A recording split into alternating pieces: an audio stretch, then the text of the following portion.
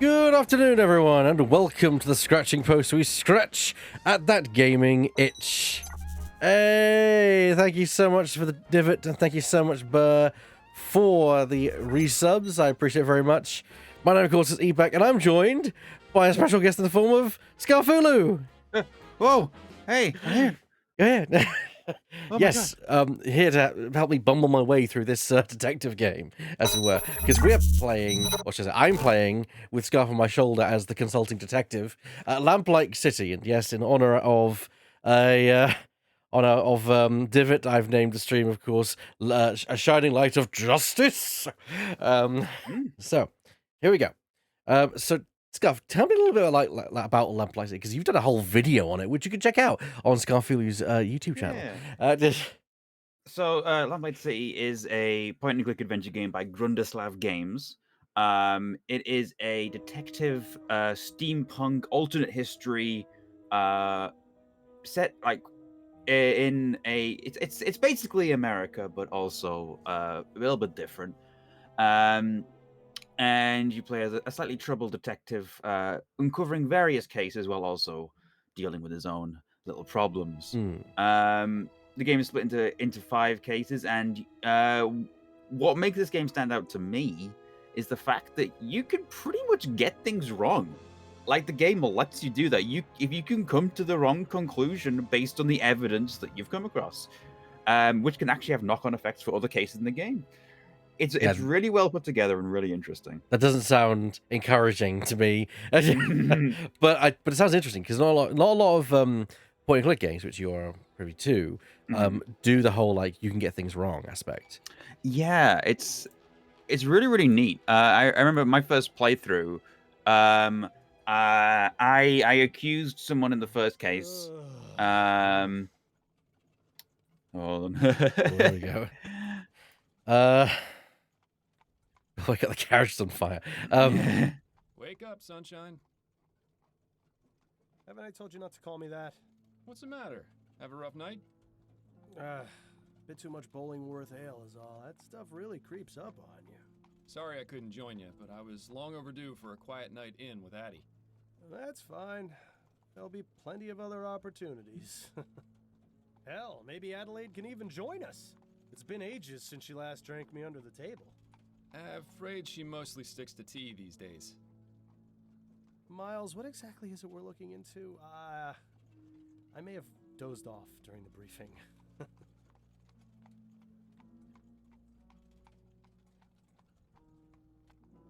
So this is Miles's partner, a central character to the story, and a very funny one. I enjoy his dialogue a lot. You were saying about you accused the wrong person. Is that correct? Yes, yeah, you can accuse the wrong people. So I accused a specific person in the first case, and like after that, when I wanted to get to a specific location in a laser case, the person I accused father was like, "No, you accused my daughter of doing something that she didn't do. I'm not going to speak to you. I'm not going to help you." And I was like, "Oh, okay." So that's locked off that entire section for me. Damn. I mean, that's very impressive from a game design standpoint because it means you have to create so many different alternate scenarios. You don't get that in games because it's such a money sink to create content where no one may never see that content. So it is definitely a labor of love from this. Right, let's just go through this as the chat. Someone in the chat says only 200 different. I'm guessing 200 subscribers until you get to 50k. Yeah, I'm nearly there on that one. Simon 3D apparently is what I see in the chat there. You will suffer, it seems. Yeah, well, you know, I mean, 50k. I mean, it was worth 50k. Yeah. I mean, I've got to get through Simon 2 first as well. So that is true. That is true. There's a lot of things you need to get through. There's a lot of things to get through. I always enjoy watching your videos. I appreciate that. Thank you. Okay, so Honestly, Bill, one of these days Snelling's gonna notice. No, he won't. Why do you think they put him behind a desk? The man couldn't find his own backside with a pair of pliers and a lantern. Very funny. Anyway, it's a burglary at the Hambrook Flower Shop. A burglary, eh? How dull. At least we'll have enough time to get Sorry a drink about that. afterwards. I was wondering if that was you or Talking. me. Sorry for that. No, it's my end. In fact, I'd bet the devil my head that we're done within the hour. Well, Oh, the devil's gonna be foreshadowing. winnings or something.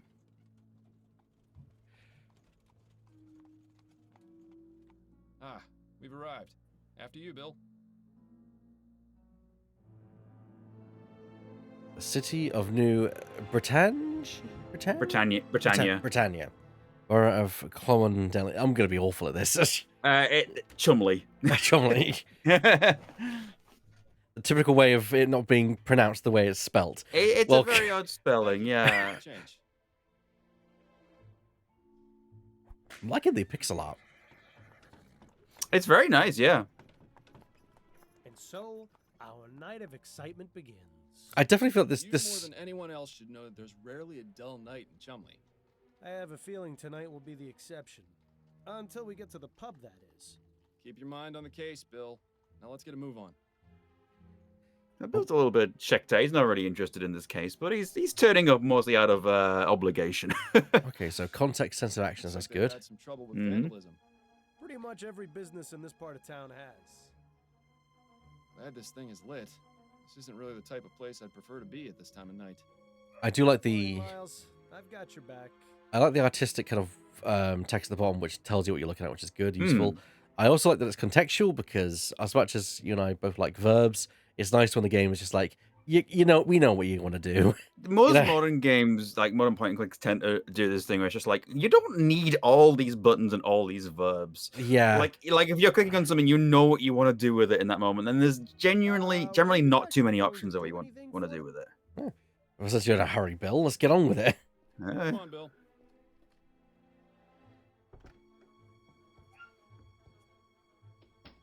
Charming little place, isn't it? Charming, but empty. We need to find the owner. Always so to the point, Fordham. If ever there was a better time to stop and smell the flowers.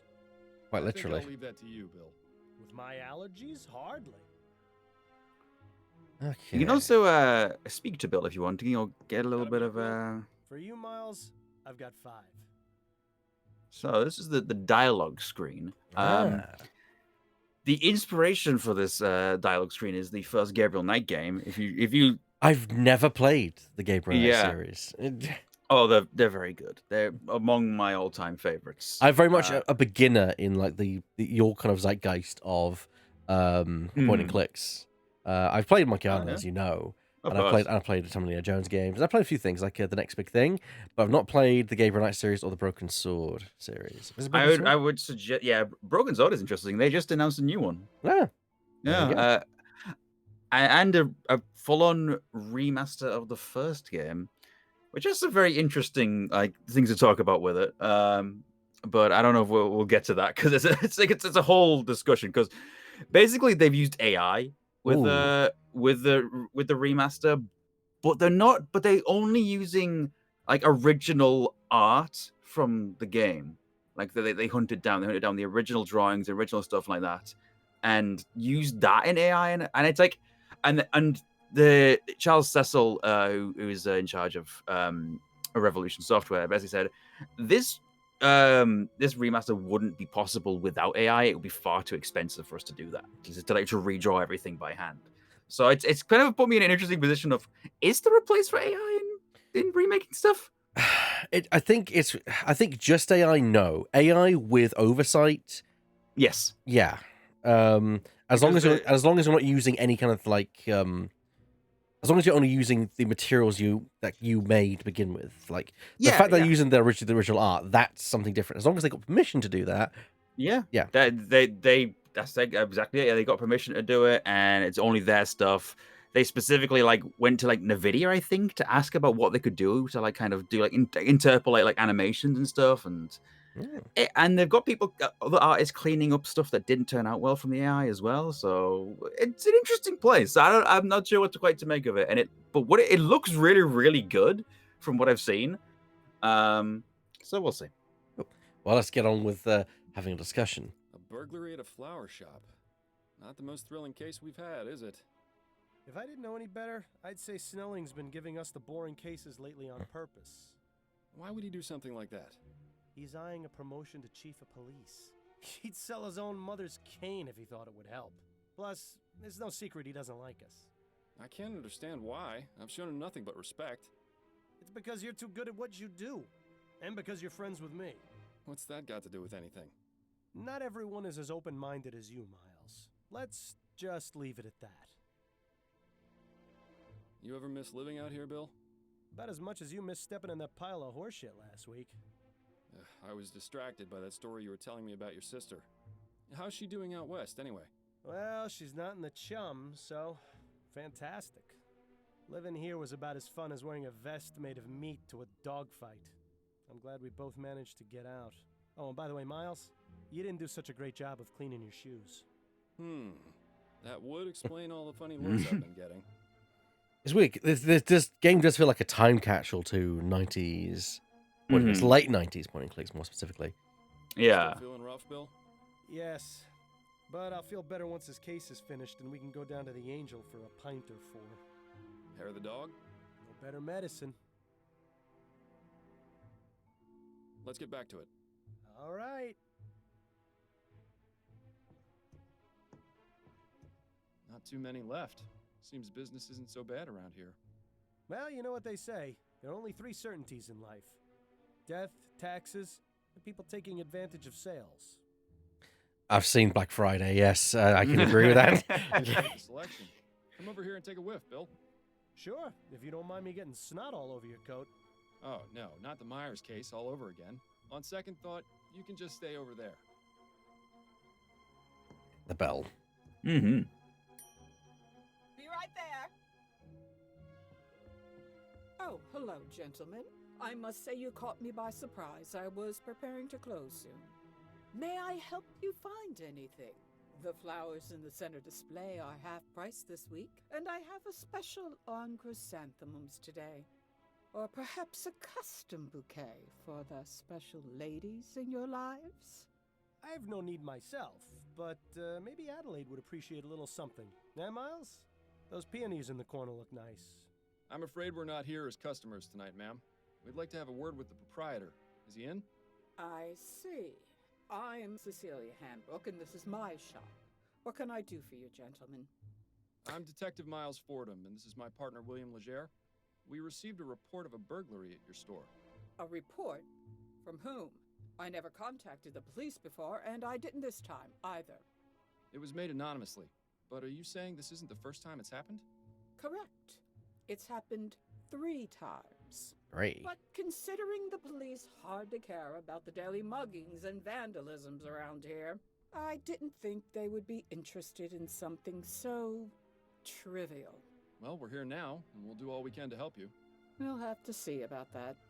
If you wouldn't mind, Mrs. Handbrook, I'd like to ask you a few questions. Very well, Detective. Immediately into the talk screen. Nice. I will make one comment. Inferring from a statement that Bill made earlier about being open-minded and the comment about no needing for any flowers for the lady left, I'm guessing Bill is gay? Yep. There, nailed it. Yep. I'm already doing the detective work. Yeah. Oh no, because the thing is, I know what happened. I know what happens. Okay. So this is definitely. Oh god. Okay. Well, let's get on with it. Could you give me the details concerning the burglaries?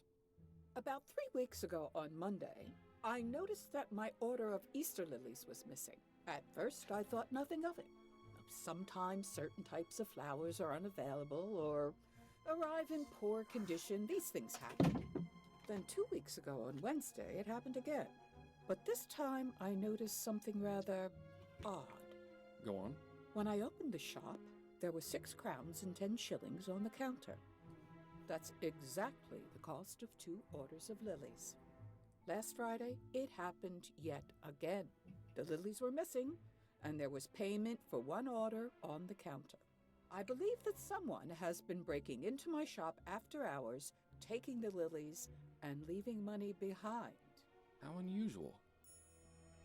Who takes? Very odd crime. Yeah, who takes the stuff and then leaves the money for it? Yeah. You know. Have you noticed any suspicious characters lurking around? Detective Fordham, this is Chumley. You can't throw a stone without hitting a suspicious character. And if you've noticed my window, you'd be aware that stones get thrown around quite a bit in this neighborhood. If you're looking for trouble, you're far more likely to find it out there than in here. I meant if you'd seen anyone out of the ordinary near your shop. Only the 2 men from the police who entered it tonight. That is most definitely out of the ordinary. Does you love this? Since you love this area of town so much, Yeah. Is there a reason you're still here? Have you found any evidence of a break-in? No, the front door is always locked. My assistant Trevor and I are the only ones with the key. Are there any other points of access? Thank you for the to 100 building? bits drifting. The upstairs windows, Hey. I suppose, but I make sure to keep them locked, and neither of them have been broken. Would you allow us to have a look upstairs? Is that really necessary? I was just about to close up the shop. Want us to investigate or not? Fine, I suppose you may, but please, don't Well, dally too long. She didn't want anyone to investigate, really. That is true. She's not the one that made the tip. No. That indicates that the burglar is tipping on himself. But why? Well, Or an either onlooker. he tipped on himself, or it's her assistant, or someone else in the neighborhood. True. You mentioned your assistant has the other shop key. What can you tell me about him? His name is Trevor Hastings, and he has been working for me for the past 10 years.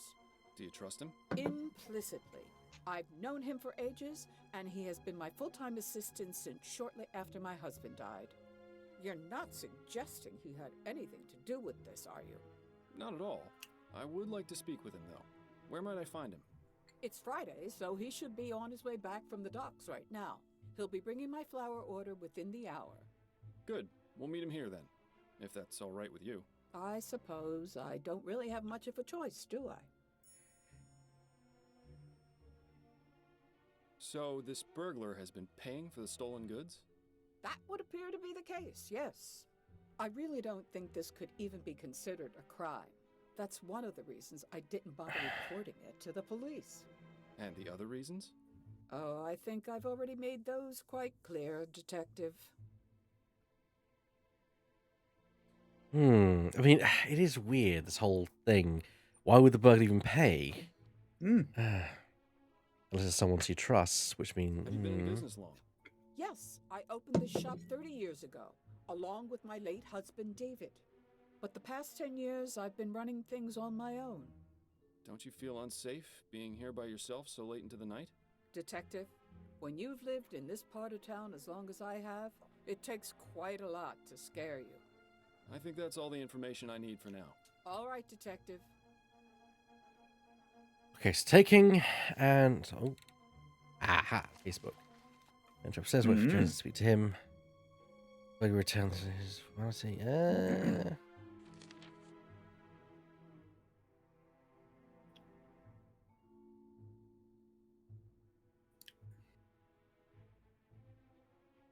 Well, the assistants don't know when he can get in. And nothing was... Go on. It's either the front door or the upstairs windows, so it's worth having a look at those if you can. I'm just thinking here, because we got no suspects to work with, but...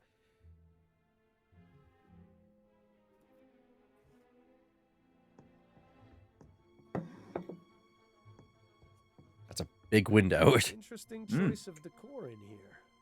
Perhaps it wasn't always used as a storeroom, although I can understand why it would have been converted. Yeah, it is rather drafty in here.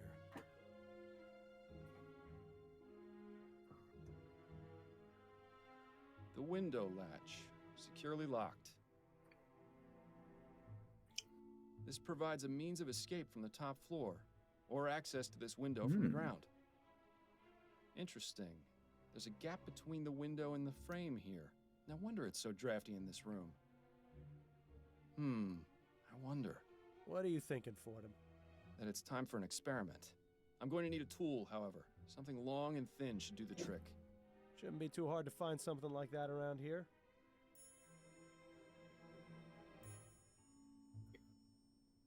Well then. Well, I've seen this type of device before.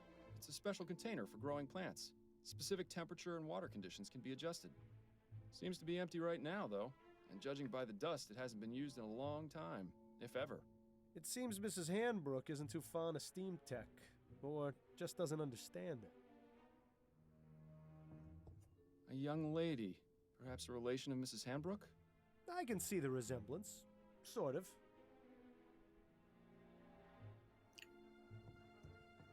I would imagine that keeping a consistent temperature in here is important for the flowers. When do you suppose this contraption was last serviced? Hard to say. Definitely not recently, if the dust buildup is any indication. A pastoral landscape. Definitely nowhere near here. I've never much understood art, but it would be nice to see a place like that in person. Check out the crates. Unmarked, but if the smell is anything to go by, this is where the flowers are stored when delivered. I'll keep my distance then. Unmarked. I'll keep my distance. Is there anything else? I don't think this window would serve as a viable means of entry. It's a nice view, though. You can hardly see the vomit and manure piles on the street from up here. Lovely, Bill. Thank you. You're painting me a wonderful picture of this world. Oh, yeah. Something long, thin. Seems to be the broken pot storage area. Why not just throw them away, I wonder? It's likely they're going to be repaired. I noticed some faint cracks in some of the pots downstairs.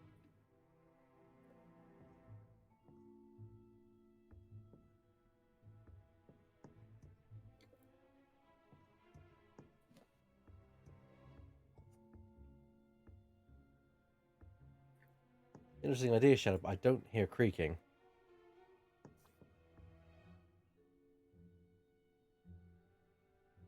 I think you've seen all you can see in here for now. Yeah.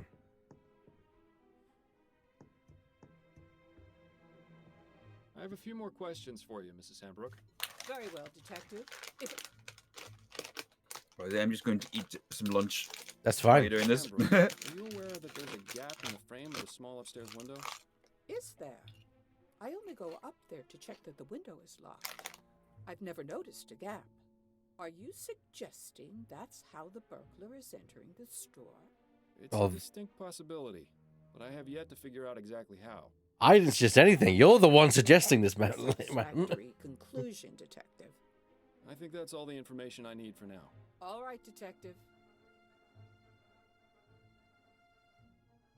Okay. These seem to be part of the watering system for the flowers. I haven't seen old piping like this in a while. Seems like someone's reluctant to upgrade.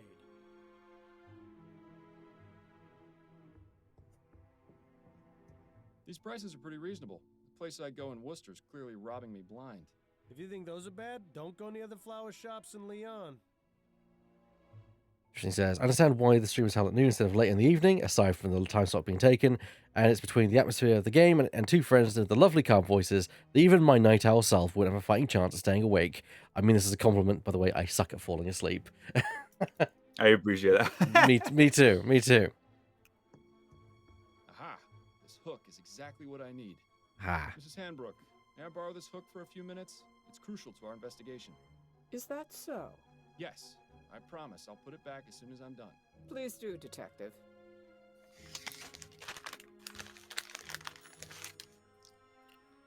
All right.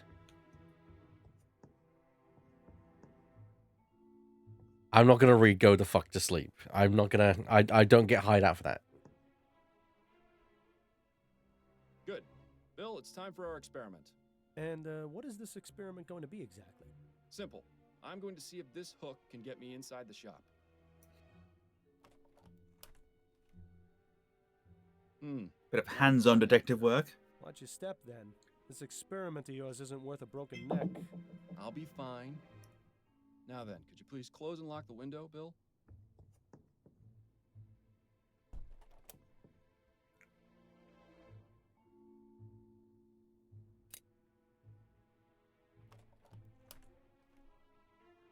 Well. Well, I'd say this is fairly incontrovertible proof that the building can easily be broken into without arousing suspicion. Where'd you learn how to do that, anyway? You taught me, remember? Nah. Are you sure it was me? Positive. We were a few pints in at the Angel about 5 years ago, and you decided I should learn how to pick locks. What else have I taught you how to do while drunk? That would be telling. Okay. So we've established entry. Yeah.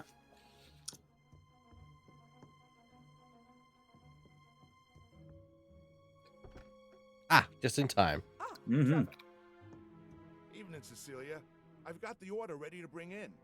Trevor, these are Detectives Fordham and Leger.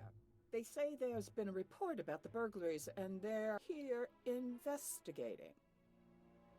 I only did it because I think it's been going on too long.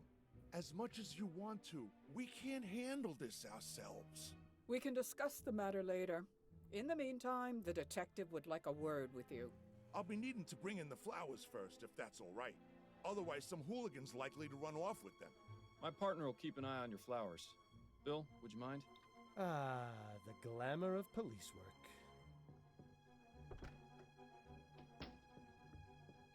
Now, Mr. Hastings, if I could ask you a few questions. Go on, then. How long have you been working for Mrs. Hanbrook? Been about 10 years now, I reckon. Mm-hmm. I used to help with deliveries now and then when it was her and David, her husband. But after he passed, she offered to make me her assistant. Unfortunate way to get it, but I needed the work. Used to be I had a job at one of the airship yards, but they let me go after I was injured by one of those newfangled steam machines. So the offer came at a good time. Besides that, Cecilia needed looking after, even though she'd never admit it. If I'm being honest, we're both getting a bit long in the tooth. Not sure how much longer we'll be keeping this up, but as long as I'm upright and breathing, I'll be bringing these crates along, even if it is murder on my back. I admire your work ethic. I've got a job to do. Not enough people these days seem to respect that. I did get complimented on my job the other day that I should work in radio. So that Oh, wow. was something apparently with my voice, but who knows? That's about the deliveries. Can you walk me through the process of your deliveries? Of course, there's no great science to it. On Monday, Wednesday, and Friday afternoons, Cecilia gives me her list of flowers to pick up from the wholesalers. I head over to Gascon around sunset when they get their shipment, and I give them her order. They load up the crate, I pay for it, and then I lug it back here. How long does that take? Between moving the crate and getting it across the river on the ferry, a couple of hours. Usually the store's closed by then, so I use my key to get in and leave the crate inside for Cecilia to open in the morning. That's all there is to it. Told you it wasn't very complicated. Do you ever leave the crate unattended during that time? No, sir. Never more than a minute. I may be old, but I got good eyes. I'd see if there were anything amiss. Besides that, I check to make sure the crate is still sealed when I drop it off. I'm not about to let Cecilia down by being careless. He has about his job. I doubt he's got anything to do with this. Can you tell me about the recent burglaries? I wish Cecilia had contacted you a lot sooner. She's a damn fine woman, but sometimes I think she'd rather jump in a rose bush than ask for help. Had to take matters into my own hands. This needs taken care of, and we can't do it on our own, as much as Cecilia would like to. Anyhow, alls I know is someone's been making off with some flowers and leaving money behind. No idea who it could be, how they're getting in, or why they even bother paying. In my day, if you robbed a place, you did it the right way. It's a sad state of affairs when even burglars don't do their jobs. Sure, that's better. It's better than just. Experience with burglary, Mr. Hastings? Now, I never said that, detective. Anyone or anything suspicious around here recently? Nothing but the usual roughnecks, ragamuffins, and drunkards. Like I said, it's a real mystery. Thanks for your time, Mr. Hastings. I'll let you get back to work. Appreciate it, detective. I mean, that is obvious, but he does indeed You seem don't very mind, detective. enamored Still with need to check the crate Celia. before I bring it in. Of course. Thank you again for your help.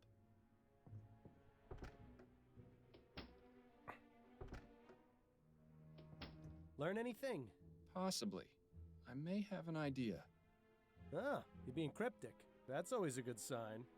But if you've got a plan, let's talk about it. Got a minute, Bill? For you, Miles, I've got 5. Okay. I've heard of honor among thieves. Have you ever known a thief to pay for stolen goods? Perhaps conducting normal business is just too boring for him. Do you think he might be doing it for the thrill? There could be any number of reasons. The best way to find out is to catch the culprit and ask him ourselves. Hmm. What's your impression of dear old Mrs. Hanbrook? I like her. Good old-fashioned, tough-as-nails Chumley woman. Reminds me of my mother. Your mother was never quite so stubborn. Why do you suppose she's so reluctant to accept our help? It's a chum thing, Miles. You wouldn't understand. Any thoughts on Mrs. Hanbrook's assistant, Trevor? Yes. I feel sorry for him. Why? He seems to enjoy his work. Nah, it's not that. He's obviously smitten with Mrs. Hanbrook, but she won't give him the time of day. What? You only saw him for a few moments. How in the ether did you get that impression? The way he looked at her, the way he spoke when he confessed to contact... Come on, Miles, you're a detective. Yeah. No, that's fine. I see what you mean. Really, Miles? You'd be surprised what you can learn from people if you just look at them. Why bother doing that when I've got you to do it for me? Right. Based on what we've been told in our experiment, I can only conclude that our burglar is using the upstairs window to get into the shop. So, what do you propose we do about it? It's happened repeatedly over the past 3 weeks, on one of the delivery nights. Since it has yet to occur this week, and today is Friday, logic dictates it should be tonight. So we settle in and wait to see if the burglar returns? Catch him in the act? Exactly. It's our best chance of solving this before the trail goes cold. And I was really looking forward to getting that drink at the Angel tonight, too. I know, but it's as you said yourself. There'll be plenty of other opportunities. Besides, forbearance is good for the soul. Spoken like someone who truly has no idea how to have any fun. I'm sure I'll get the hang of it one of these days, especially with your expert tutelage. Okay, let's go have a chat with Mrs. Hanbrook. I'm sure she'll be delighted to know we're spending the night. Damn, I forgot to bring my deck of cards again. At least it's quiet up here. I'm surprised we didn't go deaf after the last time we did this. What? I said... Oh, right. Your sense of humor remains on point. Miles, have you ever considered leaving all this behind? What, you mean quitting the force? The force, the city, going off and seeing what else is out there, you know? I'd miss it too much. Wouldn't you? I was thinking I might visit Harley out west. She makes it sound like a dream in her letters. Wide open spaces, fresh air. I know I'm a city boy and would probably miss New Britannia's filth and squalor after a week, but... You should do it. A change of scenery never hurt anyone. Plus, it's much easier for you than it is for me. I've got a family to consider, after all. Ah, right. Oh, no, I didn't mean it like that, Bill. It's just... Shh. I think I heard something. That's an ominous. Bill? Stop! Police! Damn it! He's gone up the fire escape. We can corner him on the roof. Stay close and keep me covered.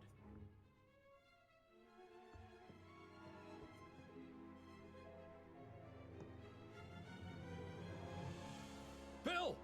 Stay back, officer. Got a knife. Ready your pistol, Fordham. But you're too close! I trust you, Miles. Your pistol, now! There's really no need for this, officer. I respect your desire to uphold justice. Mine is more important. If you let me go, I won't come back. And we can all forget this ever happened. Don't listen to this lunatic, Miles. Take your shot before things get worse. All right, make your choice. Look, we've caught you red-handed. Put down the knife, let my partner go, and give yourself up. No! I'm not going to jail. Do you know what they do to people in there? Yes, I do. If you cooperate, I'll see if I can get the judge to ease your sentence. I appreciate your tactics, Fordham, but this really isn't the time.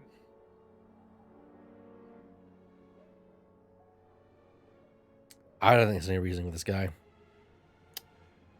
It's your choice. Once more. All you've really done is taken some flowers. You're not a killer. Don't make things worse for yourself. You don't know anything about me. One thing's for sure. I'm not going to jail. So let me go free, or else your partner is going over the side. Fordham, this madman clearly can't be reasoned with. Take your shot, now! No! Bill! Oh, God! I am so sorry, my friend. I am so sorry.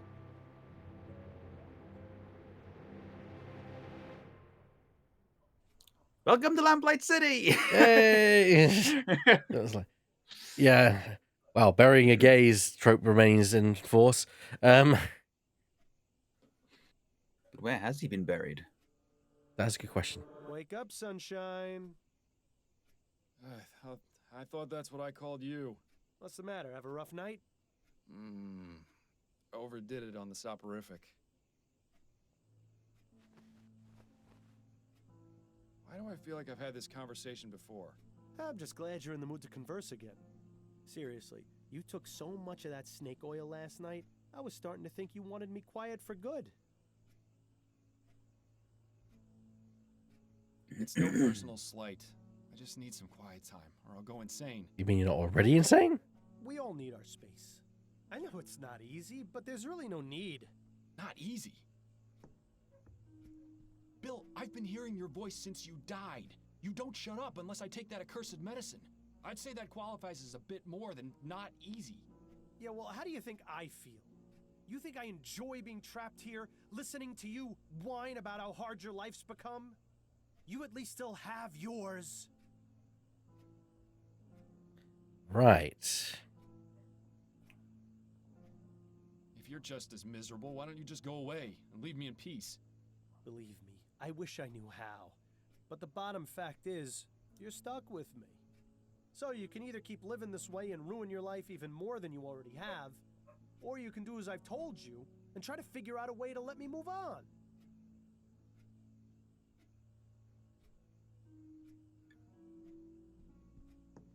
Right. For the 1000th time, you want me to find the burglar from the flower shop. Yes, exactly. I still don't get how that's going to help. I can understand your confusion, considering it was you who killed me. But the point remains. You wouldn't have been in that situation in the first place if not for him. Once the criminal has been caught and is in custody, we'll both get what we want. Justice? More than that, you'll have that elusive thing you always wanted to give others. Closure. You do realize the trail's pretty much frozen at this point. Our man has seemingly vanished into the ether. That's no excuse not to keep trying. I know the cases Upton's been giving you these past few months haven't been the most thrilling, but they've at least kept you active. So just keep at it. Something has to turn up eventually. Unless, of course, you want to wind up in Riverview Asylum. And if that happens, I'm really not going to keep quiet. Fine. Good man. Now, I suggest you stop talking to thin air, or Adelaide's gonna start wondering if you've gone mental. Or just maybe, she'll stop wondering. Very funny. Yeah, I think you've lost I it. always like that self-portrait of Adelaide's mother, even if the eyes do always follow you around the room. Well, what's interesting is... Oh, sorry. Yeah? Bill has a sort of knack for kind of reading people, and like he's got like an insight into sort of the way they think just from a look at them. So you're kind of carrying that ability with you now. Ah. Whether or not it's something that Miles has simply learned from Bill, or if it's actually Bill in your mind, that's part of the mystery. Remember before you started taking that medicine and you could actually read a book for more than 10 minutes before falling asleep? You were a lot more fun to talk to back then. I'm certain a permanent indentation in the shape of your rear is starting to form on that thing. Wouldn't you say it's time for a change of clothes, Miles? You've been wearing that coat for who knows how long.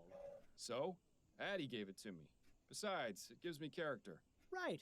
Brooding detective in a long black coat. That's never been seen before. What are you talking about, Bill? Never mind. Pretty, but I'm glad I don't have a sense of smell anymore. Don't worry, Miles. I don't watch when you and Adelaide are having your private time. It would be nice if you didn't spend the whole time humming. I thought you appreciated some romantic music. It's admirable just how organized Adelaide is. Maybe someday the same can be said about you.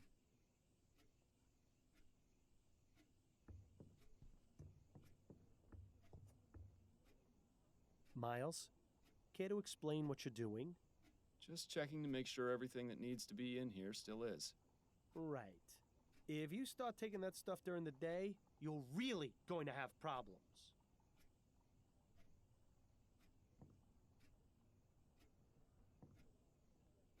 Yes, your soporific is still in there. Stop being so paranoid. Okay. Well, look who's awake. Ready to rejoin the living? Very much so. You were talking in your sleep again. Did I say anything interesting? Do you ever? You have to admit, she's got you there. How are you feeling? A touch groggy. I think I took a bit too much of the soporific last night. That's what I thought. When you went for your after-lunch nap, you'd barely gotten breakfast down. I saved you some bread and cheese if you're hungry. Thank you, but I haven't got much of an appetite. You really should regulate your doses more carefully, love. I'm sure dull senses and an empty stomach aren't much help to your work. By the way, a message arrived via courier for you this morning. I put it on the table along with today's newspaper. Thank you, dear. Let's learn more about yourself, Addie? Yes, dear? How are you? It feels as though we haven't seen much of each other these past few days. I've been fine. Addie, you're not a very good liar. What's on your mind? I'm worried about you, Miles. I know, but I've told you, there's no need to worry about me. I'm all right.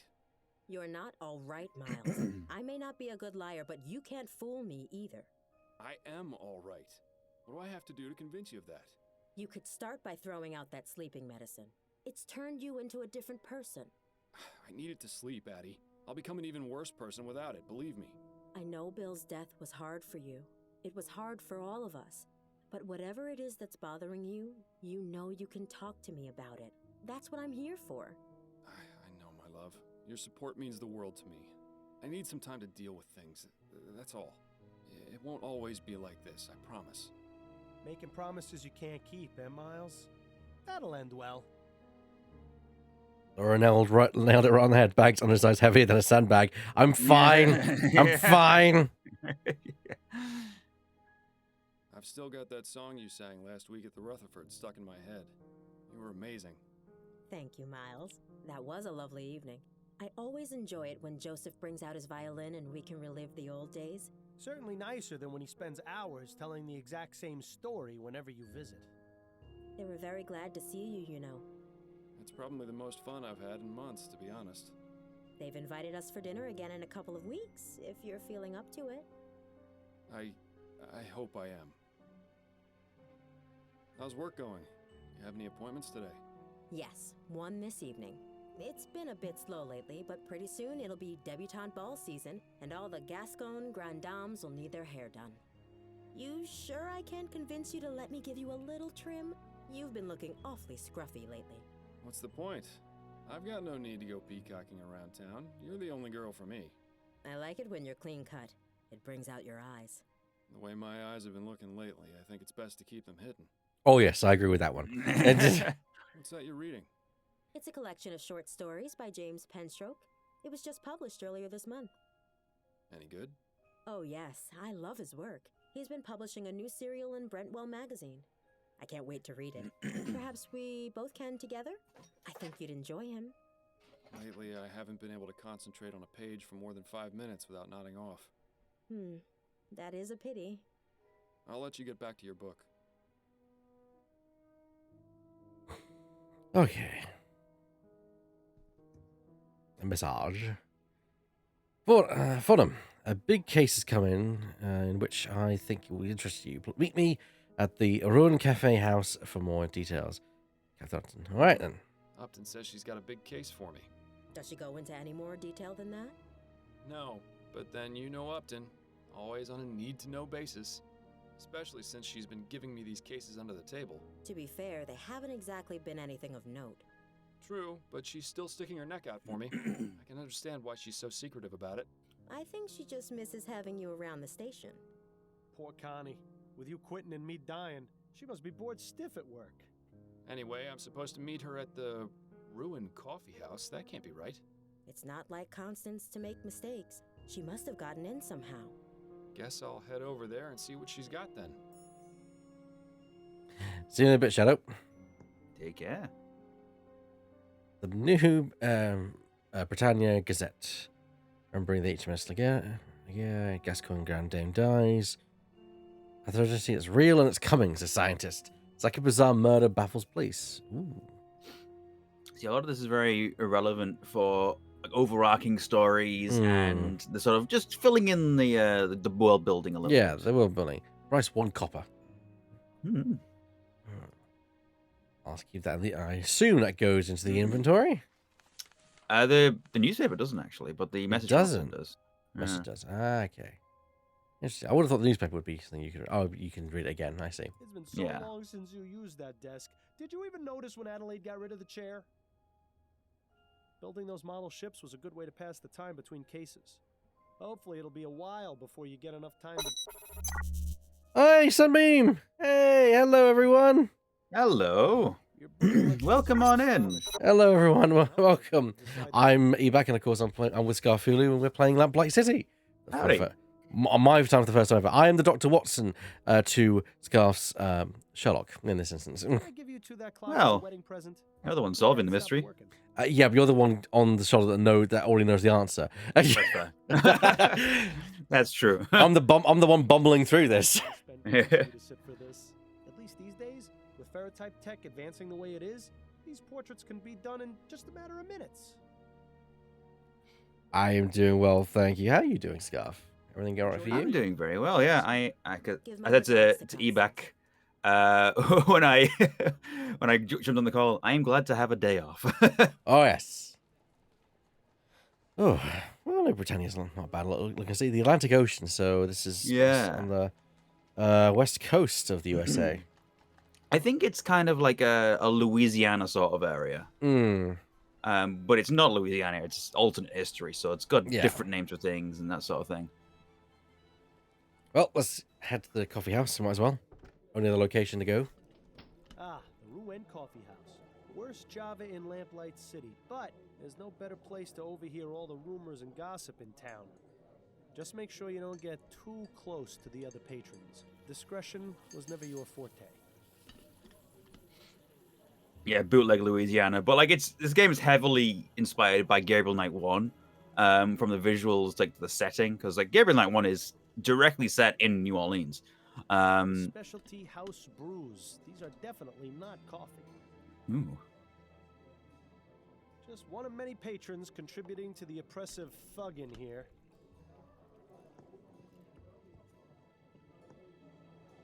If it isn't my old friend, up to no good. Hello, Fordham. It's good to see you. How did you get them to let you in here? It's rather simple, really. The owner and I have an understanding. He pretends women are allowed in coffee houses, and I don't report his unsavory business practices to Chief Snelling. Sounds like a good deal.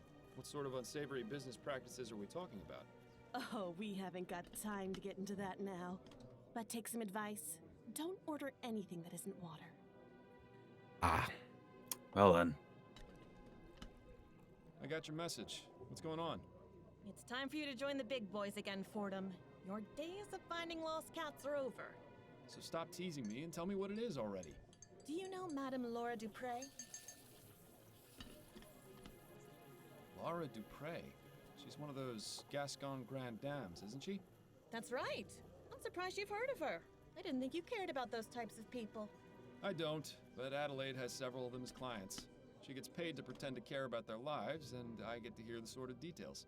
Madame Dupre died the day before yesterday. Her funeral was held this morning. My condolences. But halfway through the service, the mourners heard a loud knocking coming from inside her coffin. She wasn't dead? Apparently not. Nearly interred alive, although her doctor swears she had no pulse. Dupre's son Andrew was quick to suspect foul play. He accused a man named Albert Martin, and the police arrested him. So where do I come in? Sounds like the case has already been solved.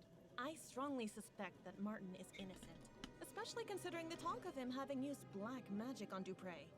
The police feel they have enough evidence to convict, so they're not bothering to investigate any further. You're going to look into it and see if I'm right, then find the person who was really behind this. Has Madame Dupre recovered from her ordeal? I'm afraid not. Apparently she's been catatonic since they pulled her out of the coffin. How unfortunate. If you'd like to question Mr. Martin, he's being held at the Bow Street jail. Or you could take a look around his house. It's at 451 Compton Street in Worcester. And the Dupre home? That's at Emmeline and Comtesse. right across from the old Angeline convent. It's also possible you might run into the police during your investigation, since they're technically still on the case. Thanks for the warning. Was there anything you wanted to talk about before you get started? Yes, actually, I had a couple of questions. Let's hear them then. Always best to get the questions out of the way. Mm-hmm. How are things going with you? Work is hectic as usual, and I'm spending my day off in here. But considering my home life is still a shambles, maybe this is the best place to be. I'm truly sorry about that. Don't be ridiculous. If it hadn't been for you, I'd still be chained to that philandering bastard. It hasn't been easy, but I'm much better off this way. Trust me. Anyway, work gives me something to focus on. I'm sure you can relate to that. Yes, and I'm grateful to you for getting me these case leads. I know you're taking a risk to do it. It's the least I can do. How about you? How's Adelaide? She's fine, although things between us could be improved, if I'm being honest. The less said about it right now, the better, I think. I'm sorry to hear that. You can talk to me about it if you need to, although I'm probably not the best person to ask for relationship advice. Don't suppose To me, that's there have been any interesting. Oh, developments sorry. regarding Bill's murder. Unfortunately not. The department hasn't exactly been focusing on that case as a priority. The general attitude is that it was an accident. Bill died an honorable death in the line of duty. Would have been nice if they bothered saying that at the funeral. And of course, there are still those who blame you for his death, Snelling being the first and foremost. But the man who really caused Bill's death is still out there. Yes, I know, but it looks like you're on your own if you want to find him. My hands are tied.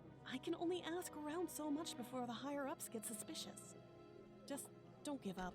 New Britannia may be a big city, but the criminal world is surprisingly close-knit. If you find any connections or leads during your other cases, be sure and let me know. I'll do the same if I find anything out. See, she has a priority straight. You could learn a lot from Upton. You gonna say? Yeah, something interesting from the development of this game.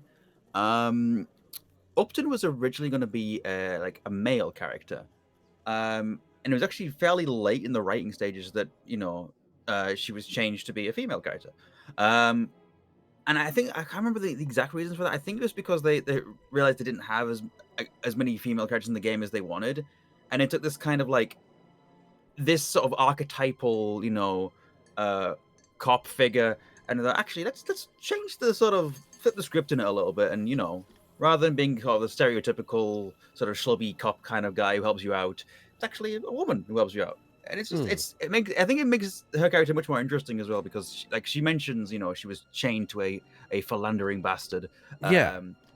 Because there's tropes and things. It's taking a lot of tropes and turning them on their head, which is good. Yeah. Like she used to be basically she was married to like an awful guy, and Miles helped to get out of that situation. Which is why she's slipping him cases under the table. Yeah, exactly. So it's a very interesting dynamic. A lot of really interesting characters in this game. I wanted to go over the case with you. Okay, what have you got? Okay, so. Okay. Well, might as well review once we got more information. That's it, I think. Then you'd better get back to it. Okay, well. I'm not entirely sure how this is going to help you find the flower shop burglar, but I suppose freeing an innocent man is a worthy diversion. I mean, yeah. Mm. Out we go. I know you got several locations to consider exploring. Mm. So you can either go to the victim's places and see if you can ask around there. Go to the jail and ask the accused if what gives. Or you can go to the accused's home and talk to the people that he knows. I kind of because Compton Street is his home address, isn't it? Yes, that's where the accused lives. Let's have a shifty around there before anyone gets an idea that we're going there. Yeah, there's also a little bit. Hold on. We're not too far from Restaurant Row. When's the last time you ate, anyway? Please, let's not add eating to the list of things to nag me about. Yes. There's an element of this game that as well that is a little bit Ace Attorney, because you're investigating and helping a wrongfully accused person, Be innocent, yeah. innocent, yeah. So there's a little bit of that in the game as well, which is really, really cool. Also, the map has given me very big Sherlock Holmes consulting detective vibes for the board game. Yeah. There's a Sherlock Holmes game specifically that inspired this one, which I can't remember the name of off the top of my head. Hold on. Is it Case of the Serrated Scalpel? I think it is, yeah. Lost Files of Sherlock Holmes, Case of the Serrated Scalpel was a very big inspiration. One of Atwood's re-elect Not now. spoiled. On this one. Atwood's re-election posters sorely lacking a mustache. Go on, Miles. Fix this grievous injustice. Not now, Bill. There are more important things to worry about. Spoil sport.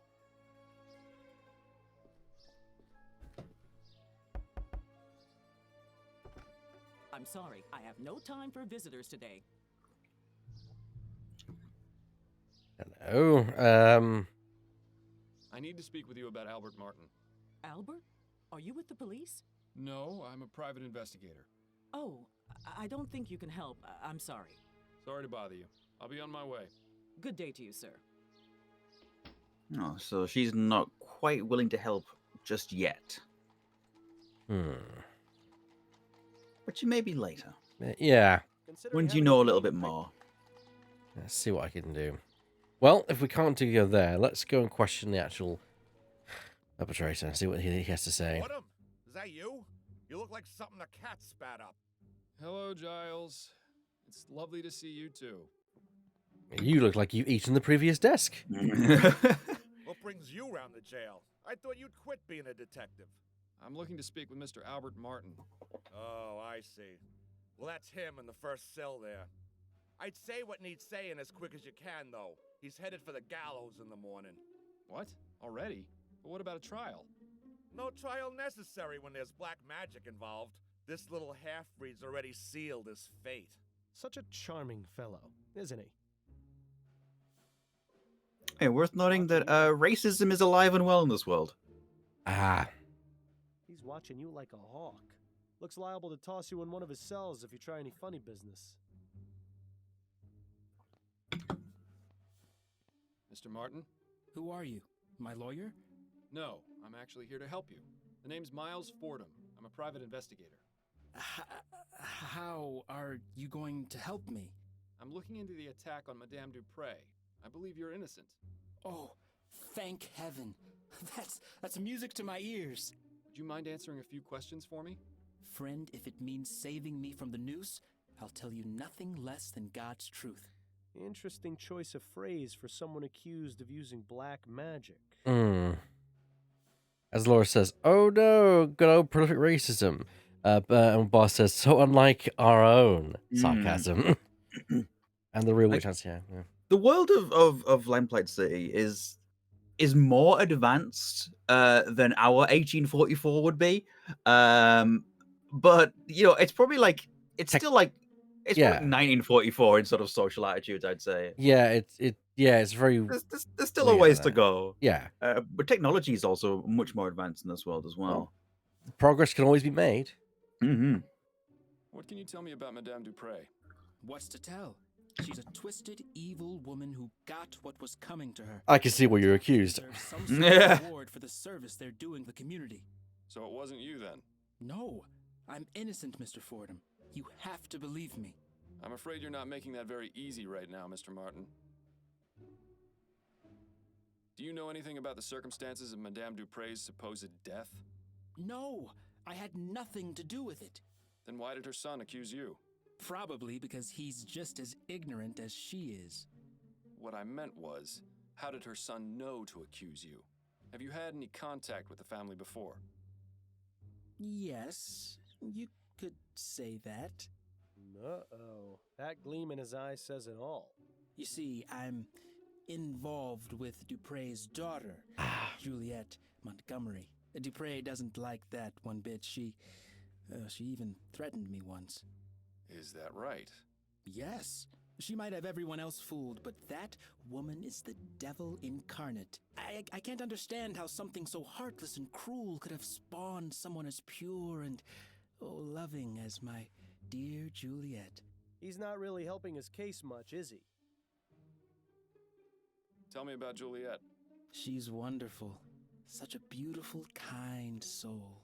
She hasn't come to see me yet, but I'm sure that's because of all the confusion in the last few days. Juliet wouldn't believe for a second that I would be capable of harming her mother. I'm sure of it. How did you two get involved? We met at the university. Your classmates? Hardly. They wouldn't allow someone like me to enroll there. Juliet studies botany. I work as an assistant in the greenhouse. We started talking, and she actually treated me like a person. To everyone else, I was just the boy who fetched the test tubes. But Juliet actually wanted to hear what I had to say, had the same taste in books and art, didn't just treat me like some piece of gardening equipment. She even shared some of her notes with me after I told her I was interested in botany as well. From there, things just got better. I don't expect you to understand or approve, but that's how it happened. Oh, you'd be surprised. It doesn't sound too different to how my wife and I got together. Except I was a detective and she was a singer at a bar. And she's... Yes, Mr. Martin. Anyway, back to the matter at hand. How often is Juliet in the greenhouse? Every weekday, but I doubt she's there now. She's probably trying to find out where I am and working to have me released. Somehow, I wouldn't bet on that. Okay, so if we were here in person together, I would right now be writing on a piece of paper, putting it in an envelope, sealing it up, and say, "Hold this," for the end of the case. So I'm going to call it right now. I think Juliet's the killer. Don't tell me if she is. Don't tell me if she is. I'm not saying anything. But here's the thing: it's like, yeah, she would be down here trying to proclaim her innocence, right? Botany. And we all know that what's her face was in a coma. It just seems all too convenient that this guy just seems to be planting his family. I don't know. I don't know. Something is screwy here to me. Indeed, it's a lead worth investigating. I completely missed that entire conversation. Oh, it's her. That's fine. I'm sure it'll recap things. What does your mother do, Mr. Martin? She helps people. I was hoping you'd be just a bit more specific. She provides spiritual help to those who seek guidance. She's a spiritualist. Not quite. She's more like... how can I explain it? You know how a priest holds mass to spread the word of God to the people? My mother holds services and calls on the spirits to walk among us, providing healing and guidance. So she's a religious leader? If you want to give her that title, it would be the most appropriate. And does this religion of yours have a name? You'd probably know it as voodoo, but it doesn't mean what you think it does. People are so quick to judge and portray us as evil when they have no idea. Okay, tell me about voodoo. So you practice voodoo, do you? Are you making fun of me, Mr. Fordham? No, of course not. Apologies if it seemed as though I was. It's just that the police are convinced that black magic was involved in Madame Dupre's apparent death. That's because that idiot son of hers knew about my mother, and like all bigoted fools, assumed that we're involved in devil worship and the black arts. But I can assure you that this is most certainly not the case, Mr. Fordham. Of course, I didn't mean to imply. Just forget it. That's all for now. Wait, before you go, would you do me a favor? Would you go see my mother at our house and give her a message? You're at 451 Compton Street, right? Yes, that's right. Could you tell her I said St. Rock's dog is barking? I suppose I could do that, yes. Oh, thank you. Whatever happened to a simple I love you? Now you got a ticket to talk to his mother. Yeah.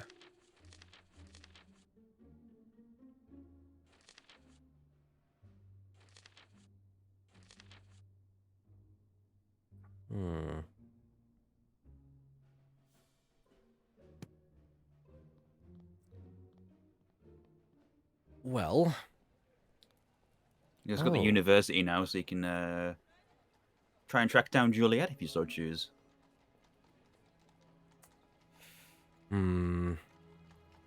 Let's first Speak to the mother.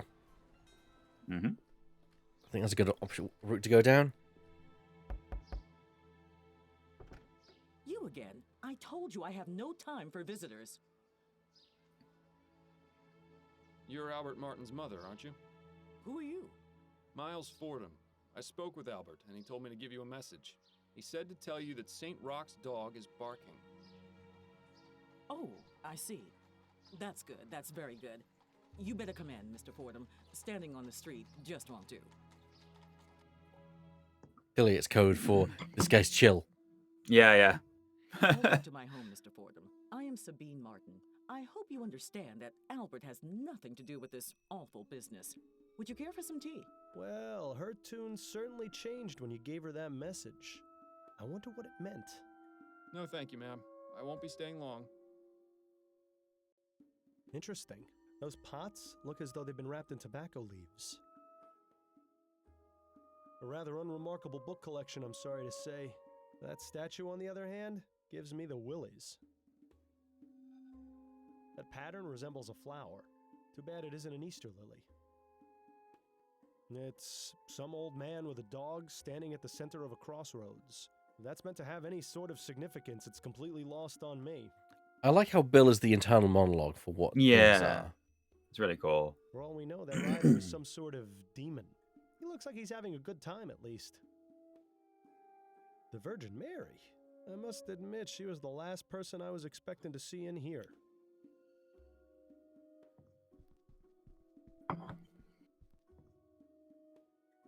Okay, that's not what I want to do, but thank you. I've got a few questions for you, Mrs. Martin. I'll try to answer them the best I can.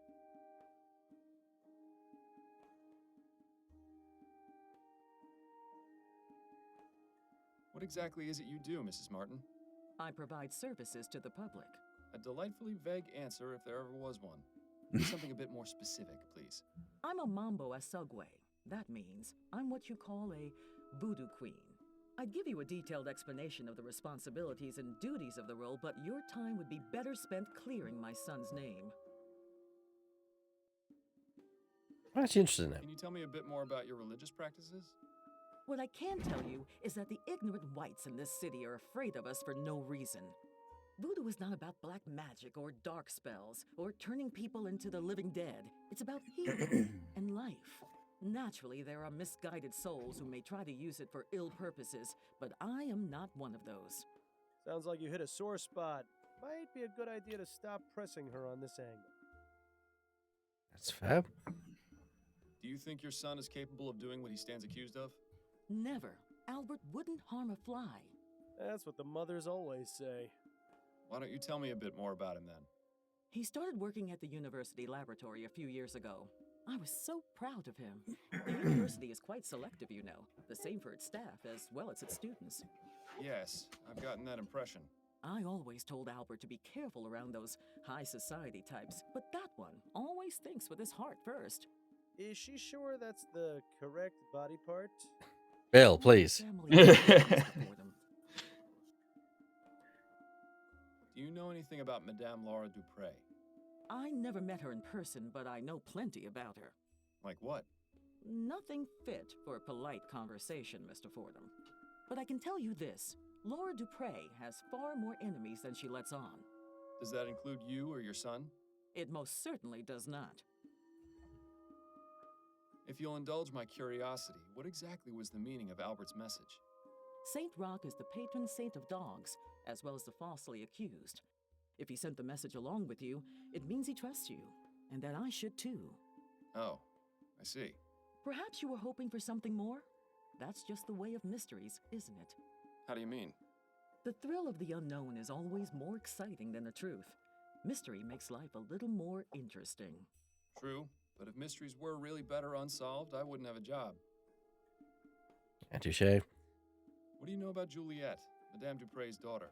I know Albert was smitten with her, no matter that I told him to be very careful around her kind. Those rich Creole families don't care much for people like us. To them, we're just a help. But from his telling, Juliet sounded to be a decent soul. It's a shame the same can't be said for her kin.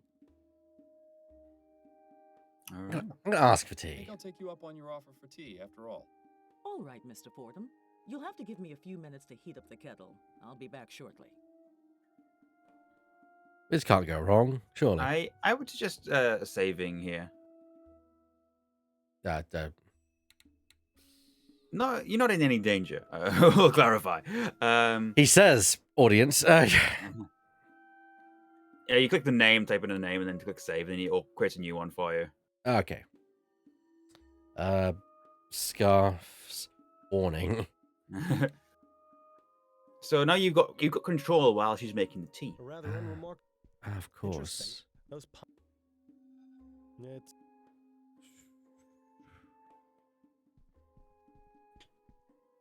Is there anything I'm missing? for all we Well, there's another part of the room. Ah, yes, the curtain.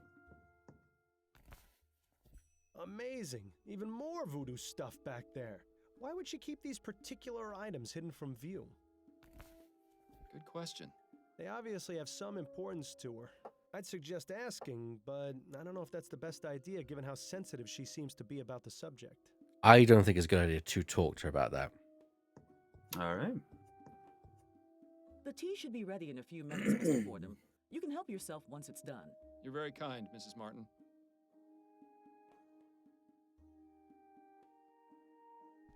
I'm going to check it, though. I'm afraid that room is private, Mr. Fordham. I must respectfully ask you to not go in there. Of course. My apologies. Welcome back, Shadow. I've got a few questions for you, Mrs. Martin. I'll try to... Thank you for your help. My pleasure. Yeah, I'm not going to ask about that. I think that's just a bit too personal. I think she's not going to be happy with that. So let's just... thanks for... To have your tea, Mr. Fordham? I'm afraid I just remembered something important I need to look into. Perhaps later. Suit yourself. The reason I asked you to save that is just because if you press too much, she can get upset with you and you can get locked off from asking you any further questions. Yeah, and I think that we're going to need her assistance later on in the case, so I think that's not a good idea. All right, so you can... We've got the jail, which we've already been to. Let's go see about the victim. You are aware this is private property, sir? Yes, I'm Miles Fordham, private investigator. I'm looking into the incident involving Madame Dupre. I assume this is she? You assume correctly, Mr. Fordham. My apologies, but I thought the police had already made an arrest. That's right, but there's still some doubt as to the man's guilt. May I ask your name, sir? I am Dr. Fellows, Madame Dupre's private physician. I'm afraid she is in no state to be answering questions at present. Are any other members of the family home? Her son, Mr. Montgomery, is in the entrance hall. I had to give him a mild sedative to settle his nerves, but he should be all right to converse. Then if you don't mind, I'll have a look around. Her eyes are glazed over and she's got a vacant, expressionless stare. She seems completely oblivious to her surroundings. If we didn't know she'd been buried alive, I'd say she was just exhibiting the typical symptoms of your average rich person. This fountain probably looked nicer when it was working, but right now it's just a breeding ground for mosquitoes. Oh, goddamn mosquitoes. I've had some bites over the last few days. Wealth, Madame Dupre could probably feed a starving family for the next 30 years. Instead, she uses the money to keep her hedges trimmed.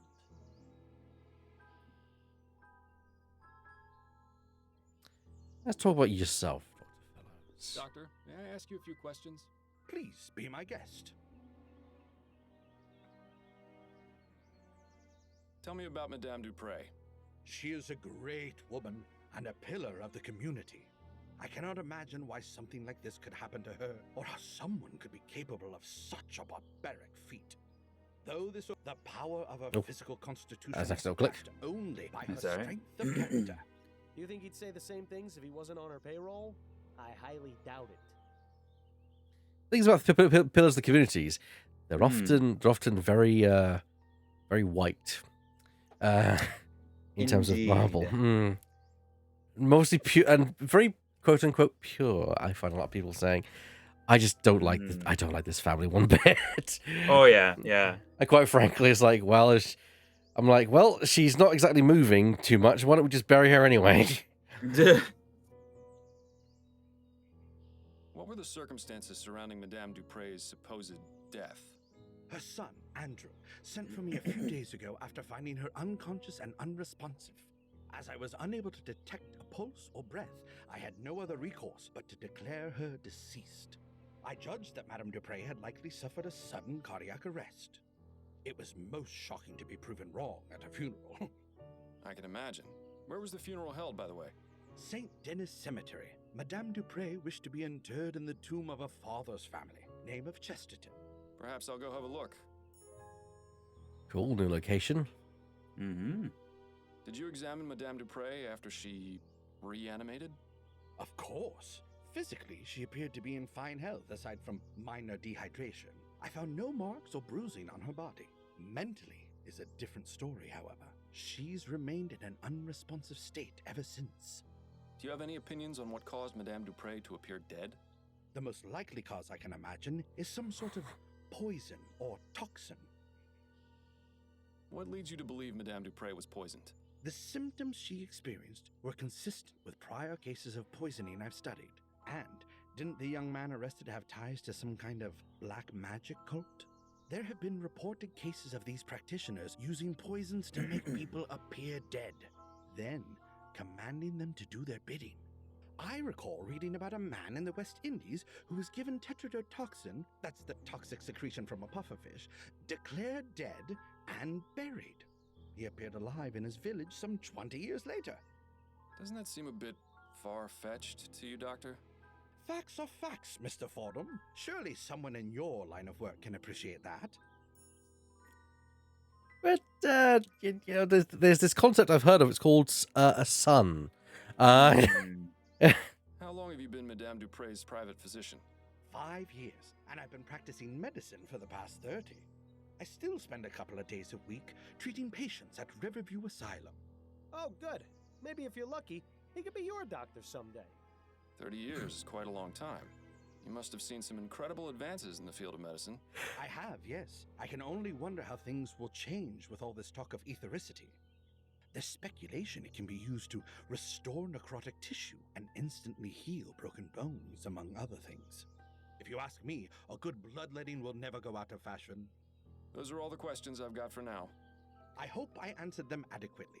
Talk to me about ethericity then, Scarf. Ethericity is it's a kind of, how to explain it? It's a concept in this world that is basically the reason why things are more technologically advanced. It's kind of like it's almost like a sort of mystical, otherworldly sort of form of energy that can be used to power machines. It's pushed the world ahead a little bit. That's why it's like sort of that's part of the sort of source of the alternate history is the discovery of this, I think. Fair enough. You learn more about it in like later cases and stuff like that. So. Oh wow, you definitely do seem sedate. Oh, hello. Are you the new servant? I hate you immediately. I'm Miles Fordham. I'm a private investigator looking into your mother's attempted murder. How did you know I was her son? Oh, of course. You must have sensed it with your detective's intuition. I should have guessed by that giant head of yours. That hate is growing. Are you all right, Mr. Montgomery? Yes, I'm fine. Much better than when those pesky police officers were snooping around earlier. But I like you, Mr. Fordham. I can already tell you're not like them. Not like them at all. Please, call me Andrew. Yes. Well, I'll have a look around, and I may need to ask you some questions. Do you think you can handle that? I can. In fact, I really look forward to it. If the good doctor gave him a mild sedative, I'd hate to see what the stuff you take would have done to him.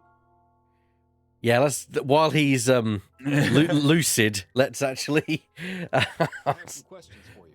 Oh, goody. That is certainly a look, sir. Mm-hmm. How do you typically spend your days, Mr. Montgomery? What are your interests? Oh, a little of this and a little of that. Nothing as exciting as what you do, I'm sure. Ooh, tell me, do most bad people start crying when you catch them? I'll bet it's a laugh riot to see them sobbing away. No, Mr. Montgomery, most of them don't. Well, that's a real shame, isn't it? What can you tell me about Madame Dupre? She came back from the dead. I couldn't believe it. My mother, resurrected, just like Jesus. Yes. I heard you're the one who accused Mr. Martin of the crime.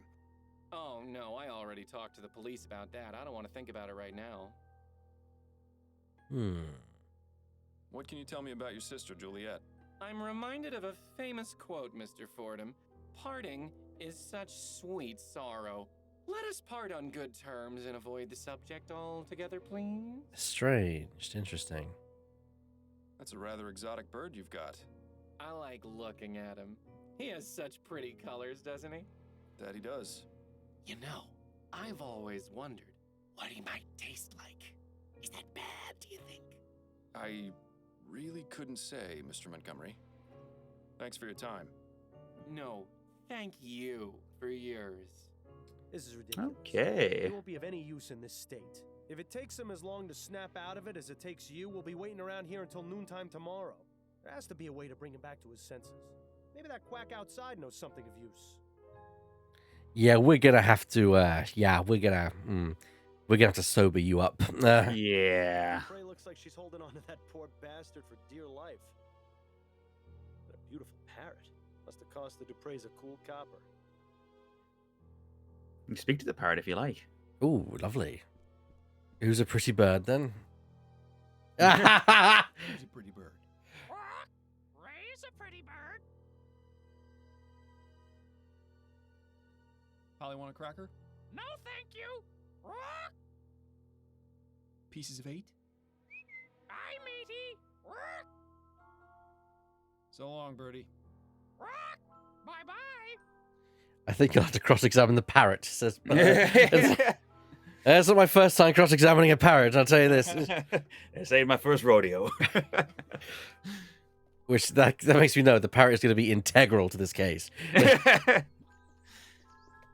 Doctor, may I ask you a few questions? Please be my guest. You gave that dude too much, whatever the fuck it is you gave him. Yeah. May I ask exactly what kind of sedative you gave Andrew? A simple tincture of laudanum. It's what I give all my nervous patients. He seems a bit out of sorts. Hot? Meat kettle. It can have that effect, but it usually wears off in half a day or so. Is there a way to bring him out of his condition sooner? A stimulant would have the opposite effect, but I wouldn't recommend mixing the two. It could have potentially harmful effects on his heart. Oh, of course. I wasn't planning on doing anything of the sort. I was just... I wouldn't do that. You act like you have no experience in these matters. It's almost convincing. I'm just a protagonist in a point-and-click adventure game. You know. Yeah. I hope I answered them adequately. Of course, I'll never do anything like that. The doctor's just like, I just gave him a simple line of cocaine. He should be fine.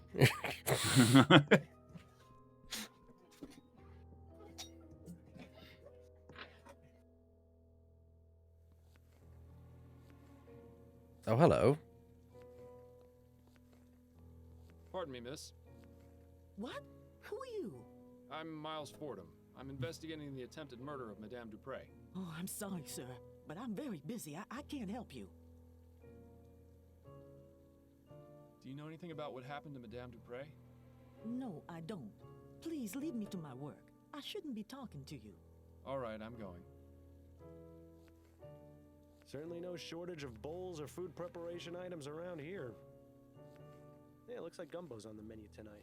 I wonder how it compares with Upton's special recipe. Interesting. It's like the type of spices you'd use in a stew. Most likely paprika or turmeric. Nice variety of reds and oranges.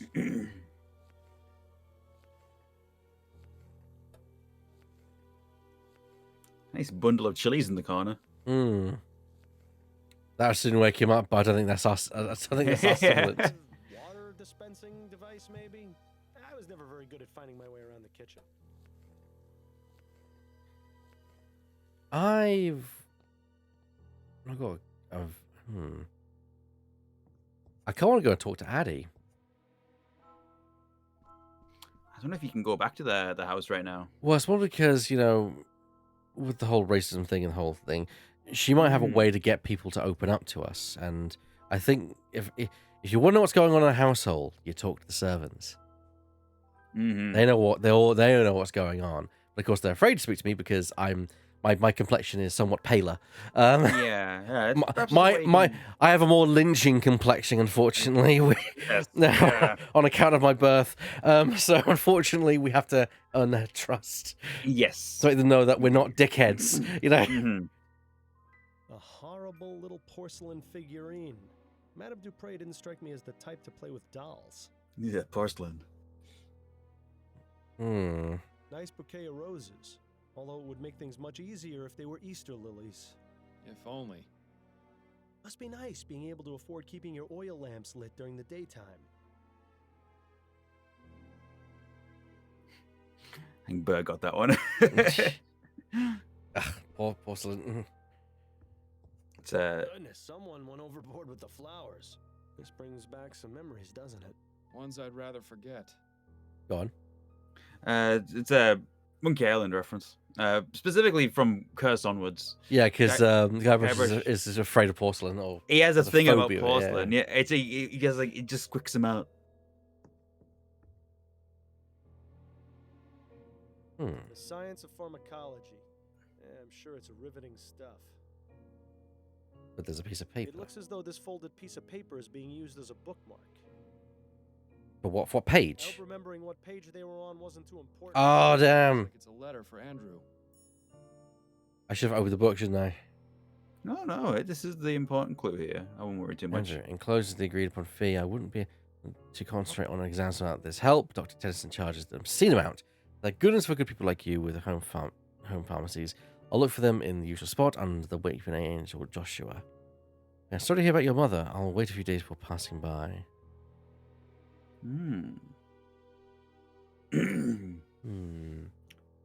So interesting. These should be useful. Yeah, I'll take the tweezers. Sure, why not? We're a adventure game protagonist. We take whatever we need. I can only wonder what sort of potions Andrew concocts in this thing. Dr. Tennyson's Vigor Pills. These would make a sloth act like a hummingbird.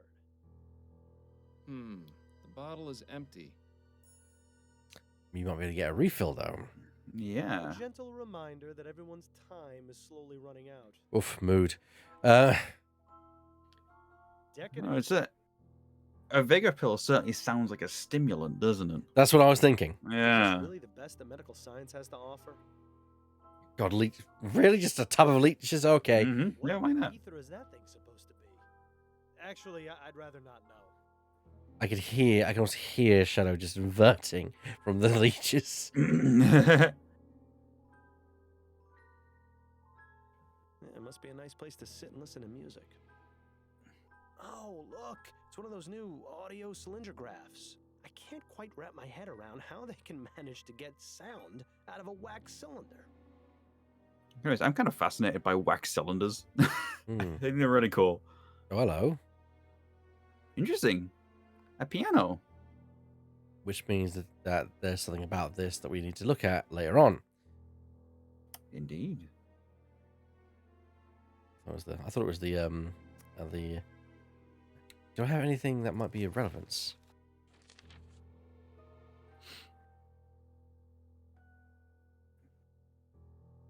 Recommend only contains 98% benzomethylglycan. Yes, I nailed that. Completely nailed that. All right. Can I run? I think you can double click to speed. Yeah. It's basically a teleport. I've never seen so many beauty products together in one place. Doesn't look like they get used much though. Juliet really likes plants and flowers, doesn't she?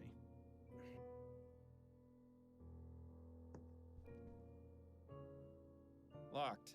I suppose I shouldn't be surprised. Nice little cottage. Looks like it would make a nice cozy spot to retire. If I hadn't already retired from life, that is. Please, Bill, please. Let's have a look through these papers.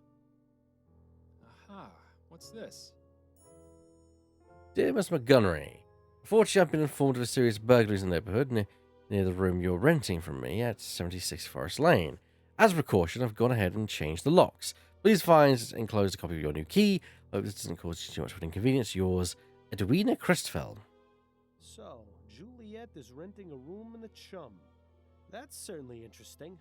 I can't wait to see what sort of dirty secrets she's got hidden away in there. Well then. Well, someone's fancy. I never liked these types of beds much. They feel too claustrophobic. I always thought they had a certain appeal myself. Yes, you would think that about a bed that lets you shut out the rest of the world. Okay, let's try the last room.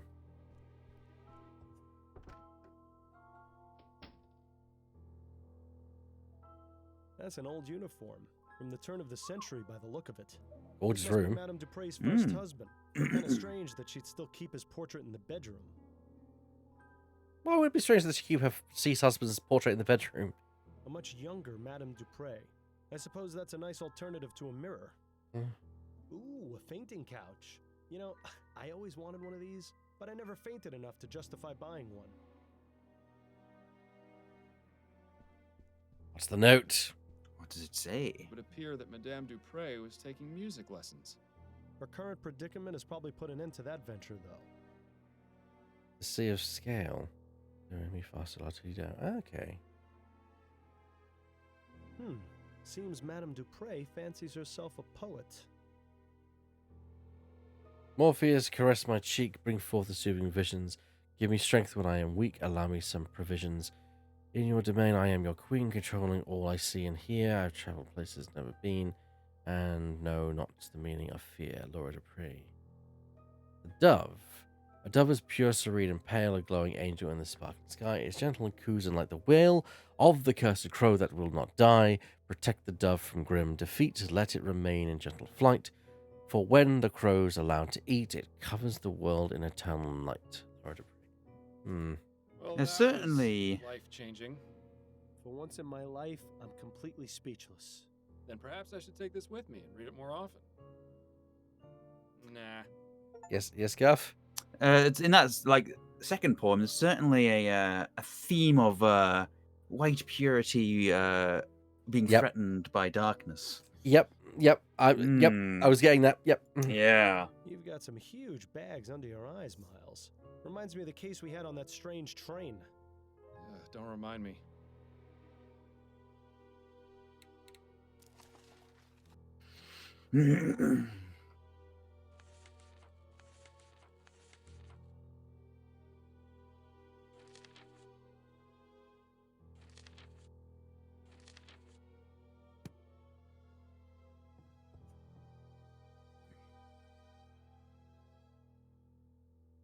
Is there anything else with the desk here?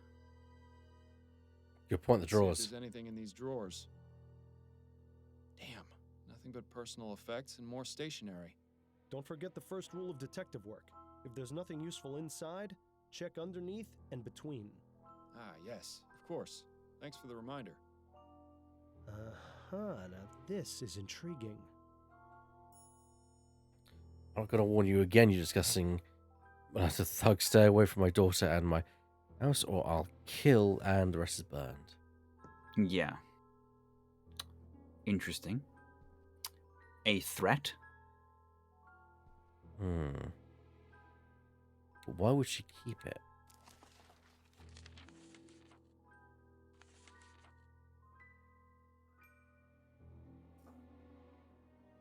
Or perhaps it was never sent. Nothing